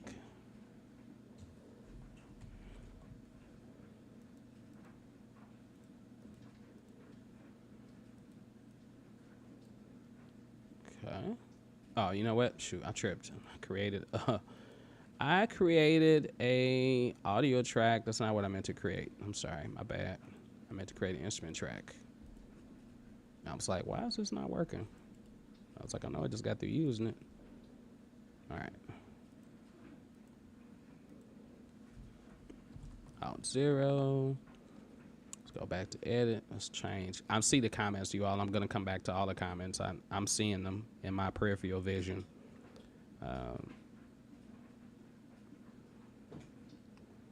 Echo Bell. Okay, maybe not that.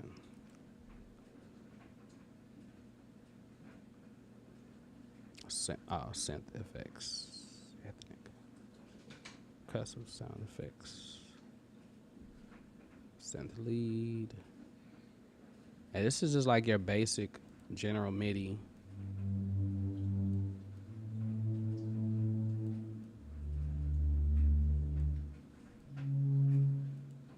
Change octaves up.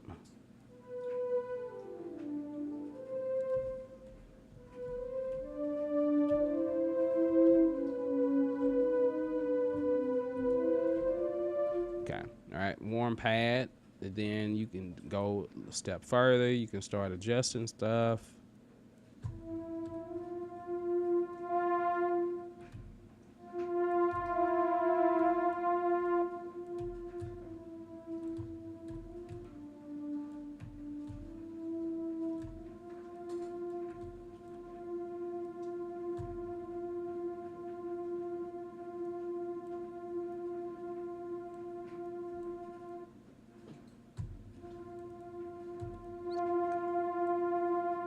It's gonna play forever, I guess, huh?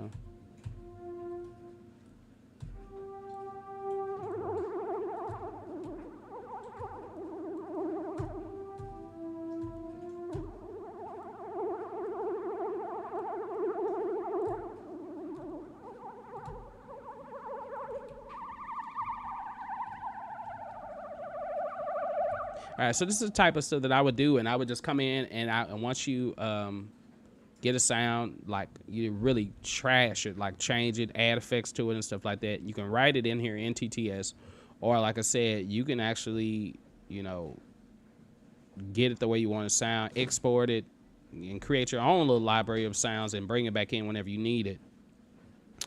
It doesn't have a lot of instruments. Like I said, this is more leaning towards a person that says, hey, you know, yeah, I don't play drums, so I just need to use like the little drum set that's in here. But I play piano. And no, I actually do play drums, but I'm just saying, you know, speaking from another perspective. I don't play drums, but I play piano, I play guitar, I play banjo, and I play bass, and I play the saxophone and all this good stuff. So this is really more so for a DAW that allows you just to really get in here and record and edit that way. But it does accept most, I think pretty much all VSTs from other third parties. So you can always download and install stuff. But like I said, when I'm dealing with those sounds, I lean to Splice. Or if it's something that I can't create with TTS or some other type of VST, I create it with my voice. So I use my voice a lot to create sounds that I'm looking for. All right. Wow. Okay, you all are commenting. Let me go back. Okay, let me go back. All right, so where we at? Okay, good. Let me see. Okay. TIY Grill. Music Radar has a lot of good free samples. Thank you for letting us know that. Yeah, like I said, there's a bunch of free samples and a bunch of free sounds out there that you can get. Just like they're using it for. I don't know why I didn't see that message earlier though. Okay, stock. I missed that. TIY Grill or Thai Grill. I don't know. I didn't see that message earlier. Okay, can you teach me some stock plugin, because no one video in YouTube who taught me Cakewalk, all stock plugins. Most of my videos are all stock plugins. So if you haven't hip to my channel, matter of fact, that's what I'm going through right now. Is I was kind of just going over videos that I made. This is, well, we're in a segment right now where I was watching the videos that I felt like I shouldn't have made. I mean, this video right here was cool, mixing rap vocals. I got 2 or 3 videos that talk about mixing rap vocals, but this one was, it was long and drawn out, and, you know, I mean, it did okay. It's got 4,000 views, but if you want to know about stock plugins, now when it comes to effects, Cakewalk's got a lot of great plugins. Instrument wise, we gotta do some updating. So hopefully Sonar brings out more instruments. So do you know any Indian song? I don't know any Indian songs off the top of my head. I listen to all types of music because I'm a musician, so I normally perform a lot in different places. So if you have an idea of something that you're trying to emulate, definitely let me know. Like, send me the link in the comments or whichever, and then I can try to like say, hey, I'm trying to get it, my song to kind of sound like this, or I like this style. Can you help me with that? For as stop plugins, yeah, like I said, if you're a musician and you just want to get in here and record, your instruments, then great, got you covered. If you're a person that's trying to get in here and you're trying to make beats and stuff like that, it's still gonna work. I'm just saying that the sounds that are in Cakewalk are very limited. Not saying that you can't do it. It's just that like I said, but if you're using Splice or if you're using Bandlab, like I said, Bandlab's got that's got website, Bandlab feed. It's got what's it, library? No, not that. Explorer. Where is it called? Sounds. So they have sounds that you can. You have to download these. You have to buy them. Yeah, I guess you just download them. That's right. This is a pack. Okay. All right. Let's see what the pack is about. G-Funk Classic, hip hop trap. Let's see. All right. So I can go find it real quick. Media. Downloads. Oops, I clicked on the wrong thing.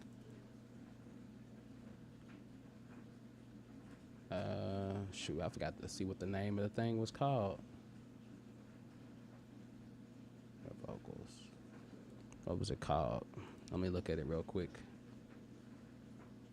It needs to be extracted first. Let's extract it. All right, there we go. And then it should be extracted in downloads. It's called G-Funk. There it is. All right.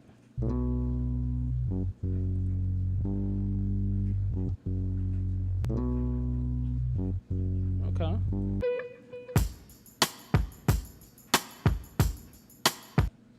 So I dropped it in. Is this a loop? Can I stretch it out? No. Okay. So I can actually make this a what do you call it? A groove clip, and then I can actually stretch it out.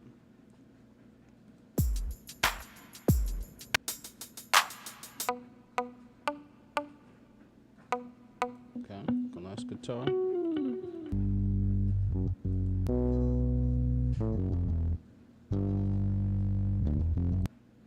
Okay.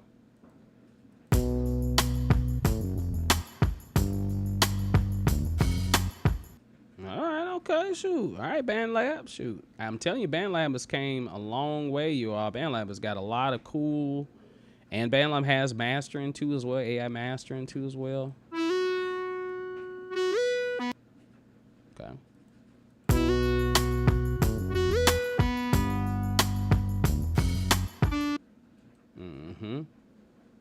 What's this?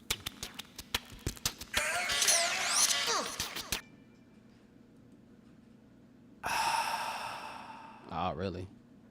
Oh, that reminds me of something from another song.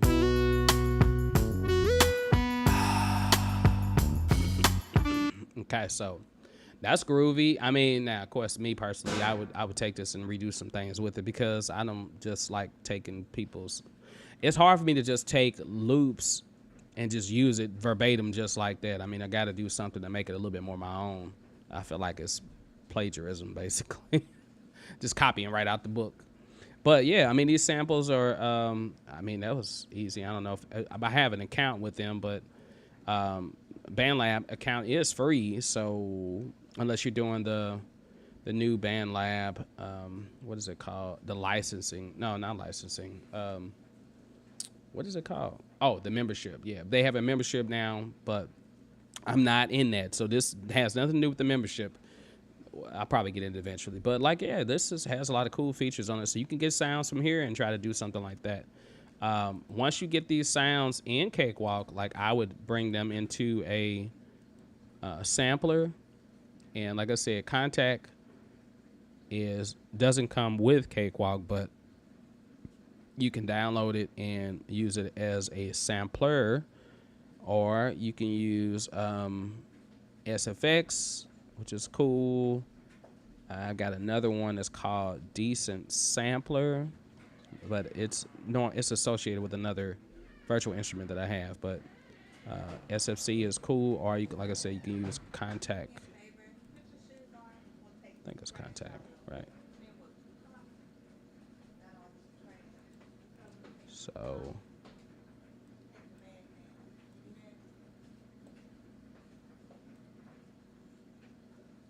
is that right? Can I put this in here? I forgot. Yeah, so well, you use it as an instrument there, but no, that's not what I'm looking for. I'm looking for, what is it called? It's by Contact, but I'm looking for the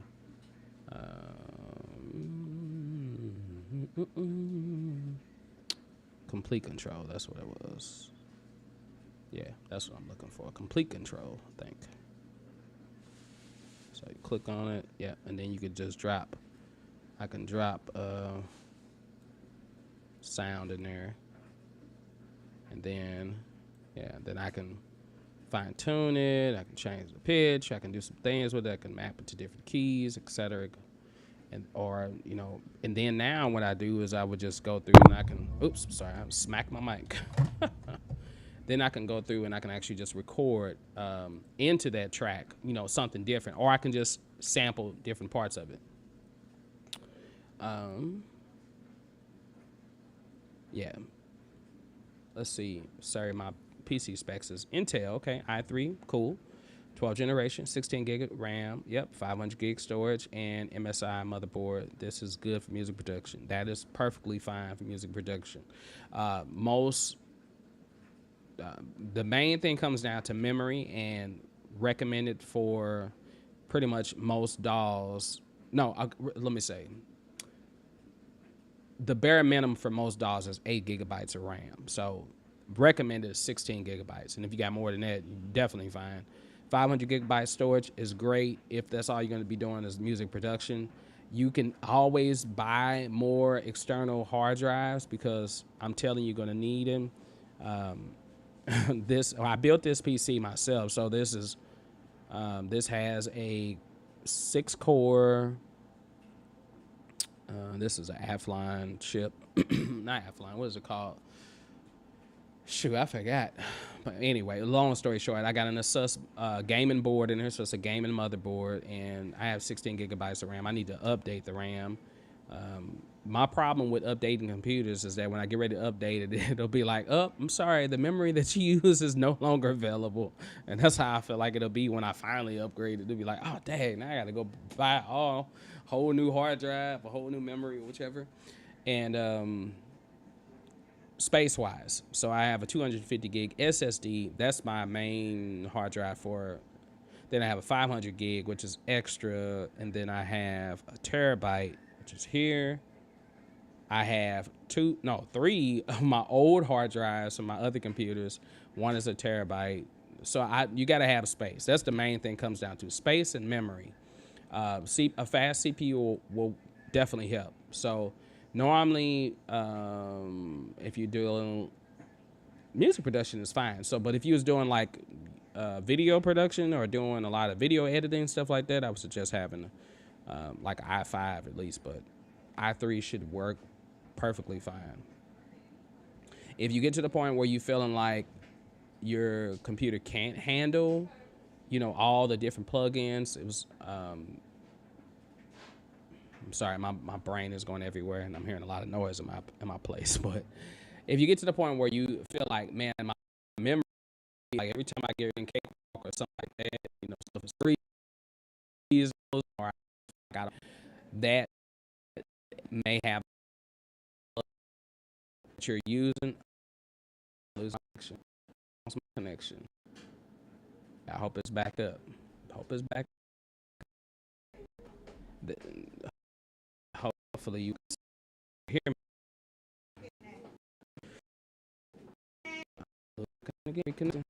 I don't know what's going on. Restream weird.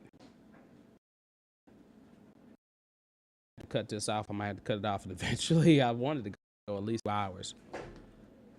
But so what I was saying is that hopefully this connection doesn't go out again. Let me pull a chat back up too as well. Okay, bedroom. Because thank you for putting that on there. Sir, stream is lagging. Yep, and just the signal that something is wrong. So cut this short. You all have to cut it short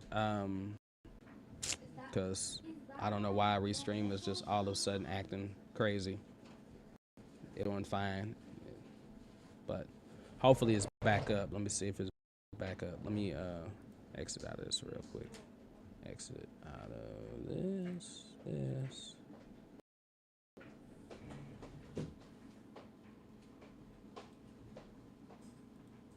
Let's find out. Is it?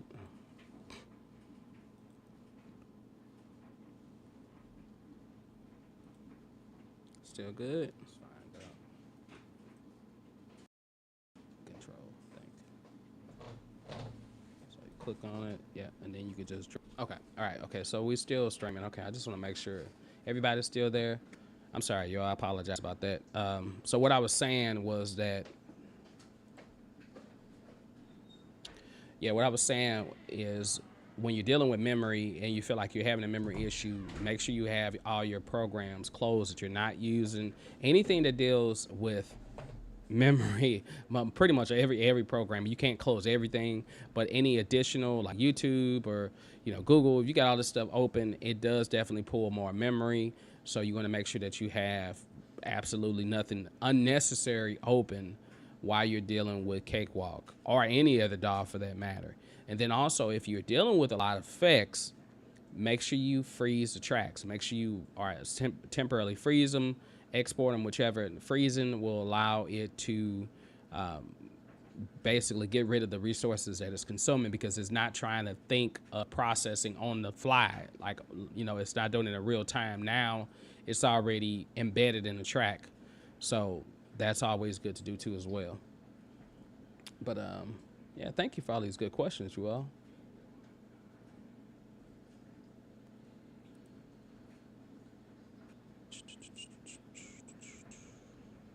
Okay. Where we at?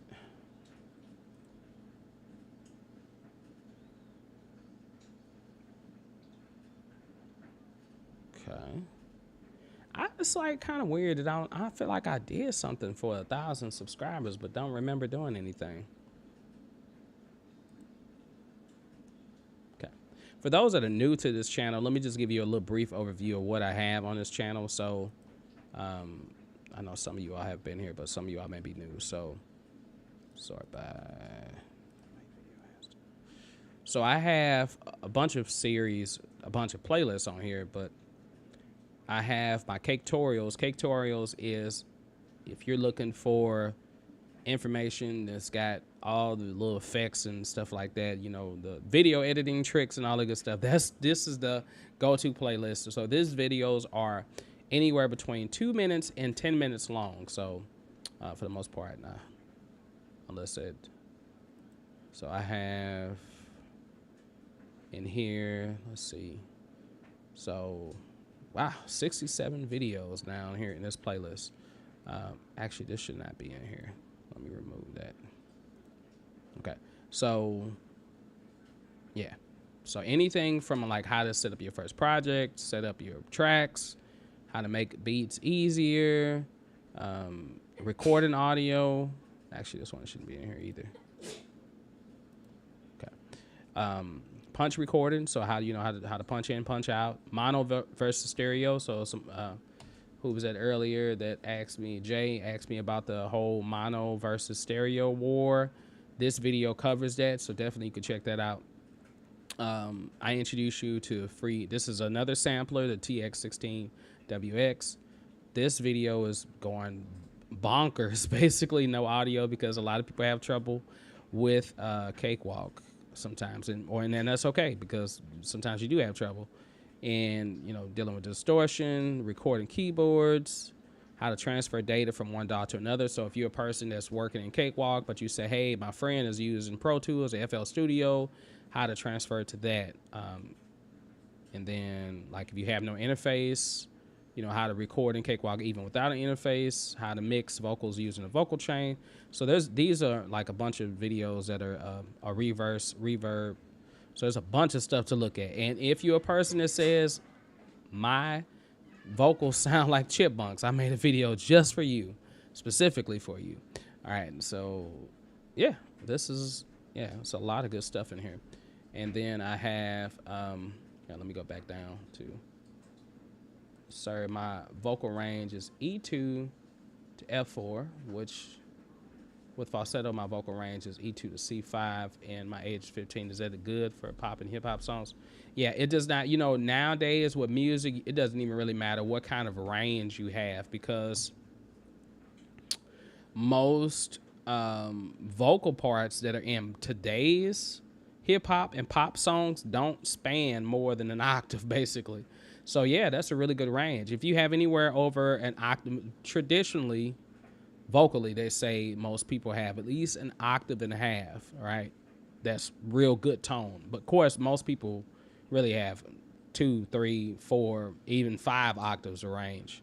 So yeah, but I mean, yeah, you're writing your own music, so you determine what's a good range for your song. So you might write a song that's monotone, you know, yeah da da da da ba da da da da ba da da da da ba da da da da da da da da da da. That's a rap song, you know. Most people rap like da da da da da da da da da da da da da da da, you know, whatever. So that's just monotone. That's one pitch, you know. But if I've been,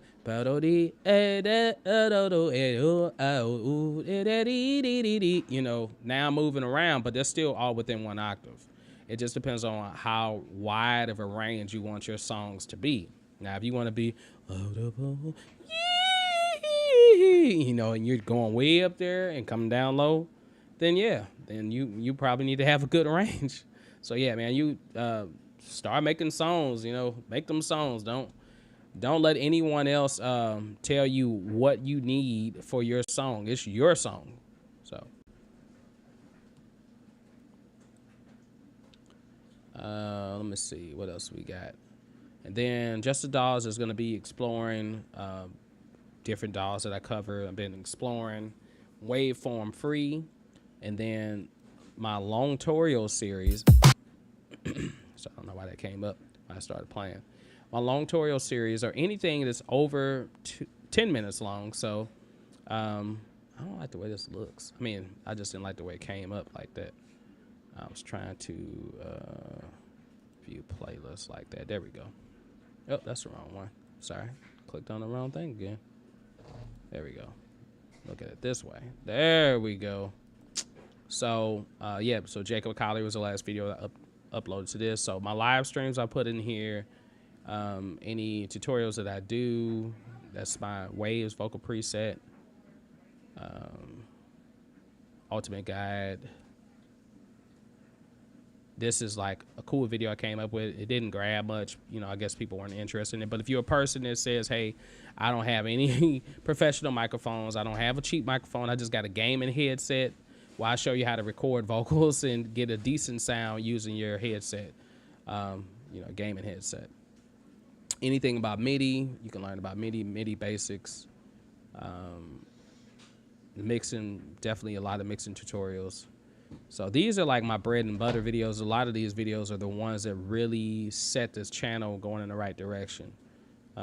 This one right here is doing well, you know, but I would definitely check this out. 5 ways to get a better workflow, you know, so don't get frustrated with whatever you're doing in Cakewalk. Virtual instruments, this talks about the instruments that are in Cakewalk. So yeah, these are like all, and then these are some of my older videos. This is the very first Cakewalk video that I made, how to make a beat using your computer keyboard.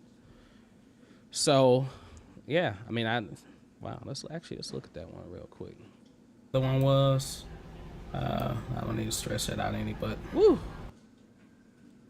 Yeah, I know I'm bald, but sometimes I you be want trying. to call it, Sometimes I try to grow but some hair only out. using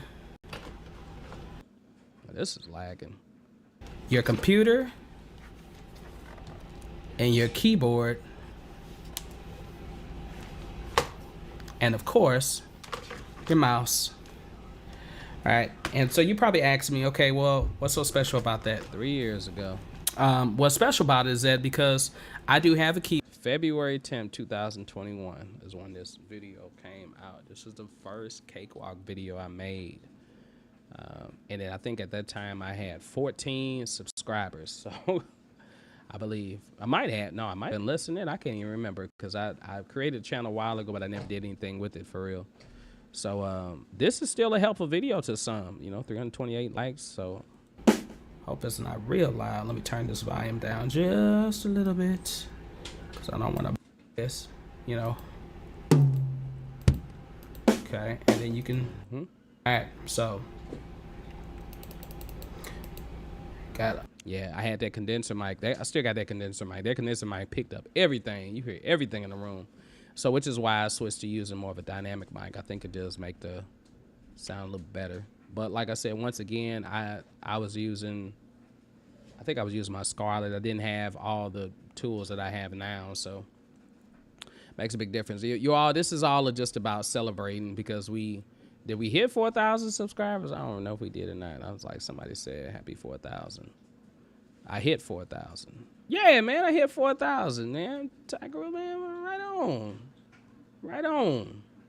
You just said it. Well, congrats on the 4, and thank you for providing all the good info for aspiring musicians. Man, thank you for allowing me to do this and asking great questions because that's what I need is great questions.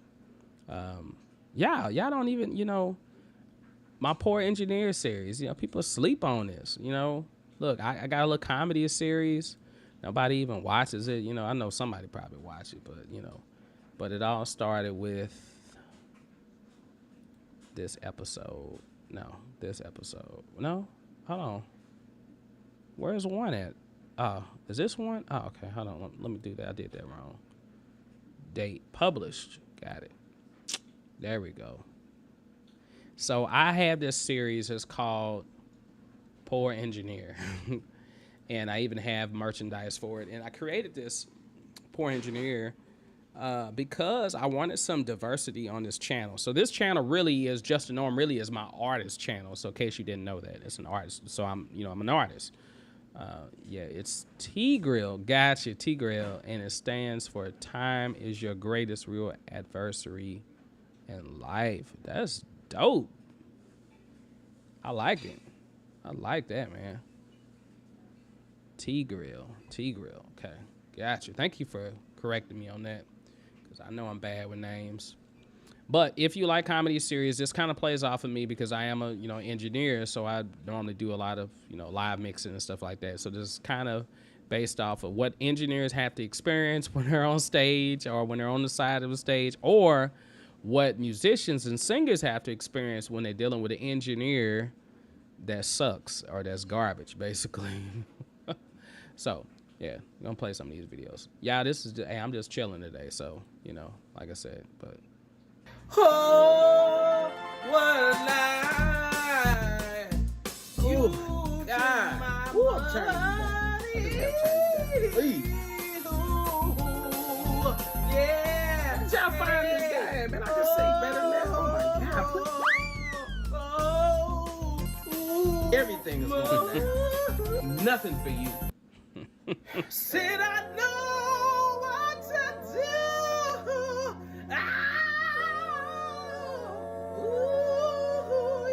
Ears are bleeding. You're so loud. Oh, can you turn me up? Turn me up. I got you. I'm gonna turn you up more. Now, see, turned them down. I do that sometimes. Engineers do that. Or they may not touch something. You say, oh, they got this dude in here doing sound. Dude, you trash, and you better make sure my mic is right. Because last time it wasn't right at all. I kept telling you, turn it up, and you ain't turn it up at all. This dude think he's slick. He gonna sit up here talk about how I didn't turn this microphone up last time. Well, you know what? I'm not turning it up this time either. In fact, bloop, It's down. Bloop. It's down. Bloop. Everything's down. I'm turning it all off. Let's see how you sound now. Next time you want to talk some smack.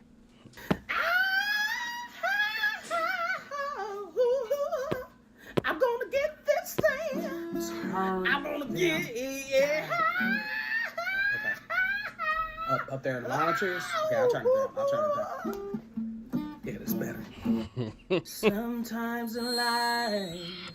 Yeah, I've had a problem. Feedback. Feeding back. I'm sorry, bro. I'm just gonna turn you down a little bit. Hey, if you are a singer or an engineer, I'm gonna go through a few different things that may. Yeah, that's just that. I'll be a Superman. This is a song. This is my song. It's out. Super World. Look up the song. Justin Norm, Super World. Yeah. Can you turn me up? Oh, yeah. Can you turn me up? I'll be a Superman. Oh, Yeah, your sound guy just looking at you, but don't do anything you ask him will to you do. turn me up? Turn me up. Hey, what's going on? Yeah, what is it? Do me a favor on this next set. Can you turn my mic up just a little bit more because I was trying to really hear myself. You need more volume? Okay, in the monitors? Just turn me up a little bit more in the monitors because the band, they're booming and they're kicking and it sounds great. I just can't hear myself as good as I need to hear. So just turn me up, please, if you can, just a little bit. Yeah, I definitely could do that. All right. I have you on channel 1 for the vocals. All right. I'm definitely going to turn you up. Okay, so hopefully that works. All right. That should be better. That definitely should be better. Yeah, I think that's it about right there. Why I turn the singer? You in here somewhere? Sound guy. Hey, anybody seen the sound guy anywhere? Have you ever had that? You're at a gig trying to find a sound engineer? Sound guy. You said you was going to turn my mic up, but you never did turn it up. Does it sound okay to you? Oh, yes, I'm okay. Oh, yeah. Hey, on that first song, we really got to, like, put some more accents in that. Hey, man, your monitor's okay? Yeah, I'm okay. Mike sounds good, man. You did a good job. I'm glad. Can you hear this thing right here? Yes, it sounds great. Can you hear the monitors okay? Dude, why does this guy keep asking me how does everything sound? Sound guy. What's your name? Andre? Yeah, my name's Andre. Andre, it sounds great. You ain't got to do nothing else, okay? Man, I just want to make sure you all sound good. I just got to make sure your mic is right, man. Stop trying to trip off of it. You ain't got to do nothing else, bro. You got it, okay? It's all good. My mic sounds right. My mic ain't even plugged up. Okay? Yes, it sounds great. Where's my mic cable Everything at? okay? Does it sound all right out there? Everything's good? Okay. Does it sound okay to you? Oh, yes, I'm okay. Oh, yeah, yeah, yeah,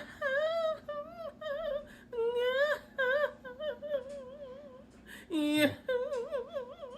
Hey, on that first song, we really got to, like, put some more accents in that. Hey, man. Okay, yeah, Your monitors. Anyway, that's enough of that. But yeah, so those are all. I mean, if you're an engineer, then you know what's going on. If you're a musician and you know how it is, you're on stage and you're trying to find a sound guy, and the sound guy is not anywhere to be found, or the sound guy is not turning you up, just looking at you crazy.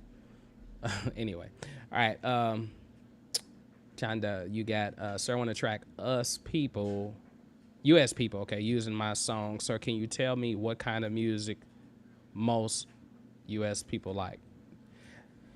So any type of music that you make will work in US because the US has a wide variety of music that we like. I like jazz, I like classical, I like country, I like blues, I like bluegrass, I like reggae, I like music that's Hispanic. I love all styles of music. Now that's me, but now some people may just like country music. Some people might like rock music. So, some people like funk music. I think okay, let me rewind, because the way music is going now, because of Spotify, because of Apple Music, because of YouTube, because of all the other social media platforms, it's easier for you to get your music across, to other countries. Before, it has to be distribution, so you would have to distribute your music, which would be expensive, trying to get it into stores here just in US, but let alone get in stores in, over other countries. So now that you can anybody can listen to your song, as long as they have, Spotify, or as long as they have YouTube. So the fact that you're on YouTube, everybody, for the most part, not everybody, but the majority of the world has access to YouTube.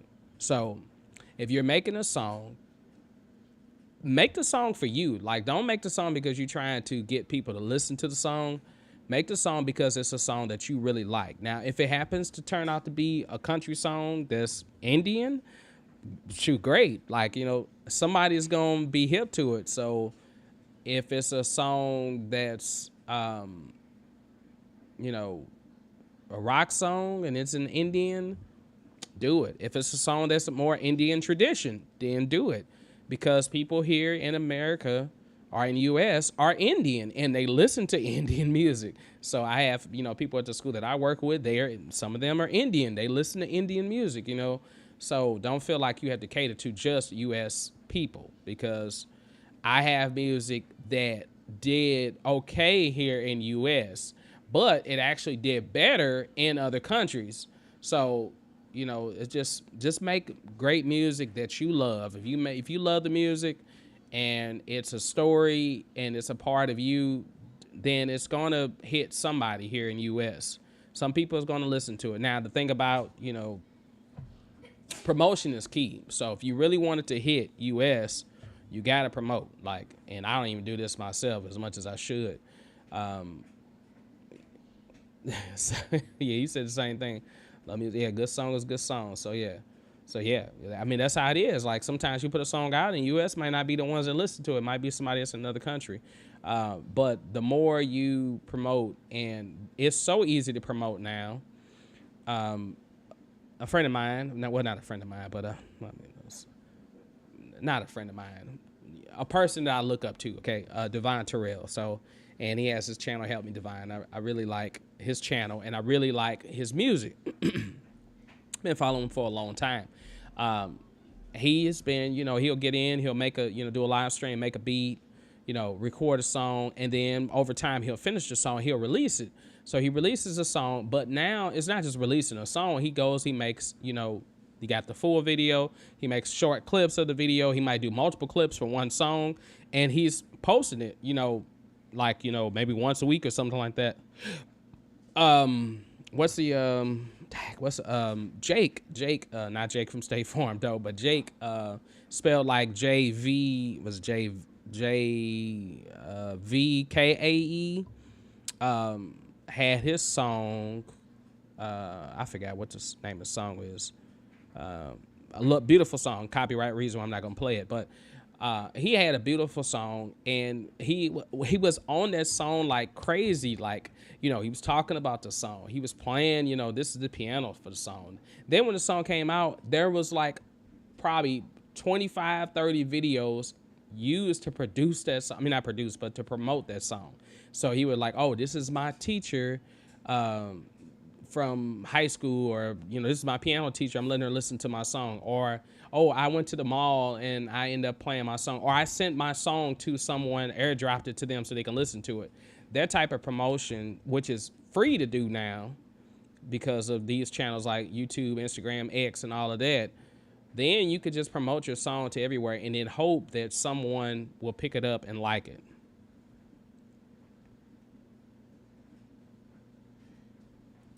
Cool, yeah, Instagram. Okay, sir, I have a song on this channel that is copyright free, so don't worry. Can you rate that? I can listen to it later on. I won't play it. I mean, it's... I'll play it later on. I normally have a segment called Pump My Jam, which I share other people's music. But let me look at your channel real quick, so, and I can, is it under...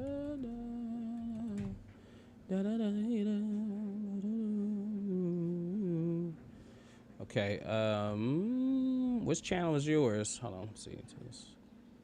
Short videos. Channels. Is this it right here? Yeah, this is it. Okay. Okay. Diamond, is that the track you're talking about? Okay, producer. Okay.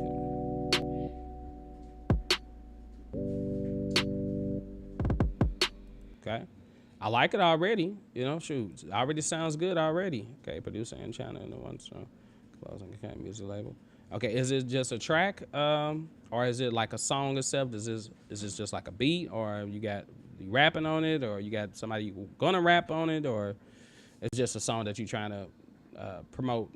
So like, yeah, sounds good. I mean, I just played a few seconds of it. I'm not gonna play much more than that, but yeah, this sounds good, dude. Like, definitely. I mean, if you're producing like this, then shoot, you have no problem. Like, you know, produce some songs, link up with some, you know, if you want to rap yourself or stuff like that, do it. If not, you can definitely shoot. You can make a whole album full of instrumentals or tracks and release it like that. And guess what? Somebody's gonna be like, "Man, I like that track," you know. And then it might contact you and they say, "Hey, you know, can I get that track or can we collab?" So, or you can link up with people. Bandlab is another thing that's really good for that. Bandlab.com has like it's a whole social platform where you can get on there and collab with other people. Yeah, so I mean, yeah, and I'm gonna start doing more collaborations myself because it's easy, you know, to get stuck in doing everything by yourself, but it's harder to do everything by yourself. Like, you know, when you're trying to record, mix, and think about the songs and stuff, I was like, you know, I always think about artists, like how they're able to just put out so much music, you know, thinking about like, let me exit out and minimize that. Oh, this, okay. Thinking about Beyonce, like the latest album that just came out, and I was reading up on it and realized it's supposed to be part of a trilogy album set. So the first album was a Renaissance, the second album just came out, the country album. And then I was looking at it, and I don't know if this is right or not, but it was saying that, you know, for this last album that she and, you know, producers and them, they recorded over 100 songs. So over 100 songs. And you hear this a lot about different artists, like, you know, man, you know, we did 75 songs, but we scaled it down to 15 or scaled it down to 20. When you think about putting out that much material or making that much material, it's a lot easier when you got multiple people doing things. Like if I can just write the lyrics and I ain't got to worry about making the beat, then that'd be great. Or if I can just worry about producing the music and not having to write the lyrics, or if I don't have to worry about doing any of it all. So, I mean, you got a mixture of something. Like somebody might be doing the beat, making the lyrics, they just giving it to you, and then you just do your own, put your twist on it. So, I mean, it makes it a lot easier to get stuff out. But when you're a person and you got limited time, like me, you're a father and a husband, and you're working a regular job, and, you know, only time you feel like you can work on stuff in peace and quiet is late at night when you really want to go to bed and go to sleep. That's when it becomes an issue. So it seems like something that you can get done in probably a month ends up taking 3 or 4 years to finish. So, you know, like if you're working on an album, it might take you that long. So this is just crazy. Time is short, yeah. So that's why you can make the best use of it. But anyway, you all, this is just a celebration. You know, I haven't done one of these again. So thank you all for tuning in. Thank you for your questions. Of course, you know, if you're new to the channel, like, subscribe. And yeah, man, I'm looking forward to what's coming next on this channel. So definitely going to be doing more tutorials. You're not connected, Michi?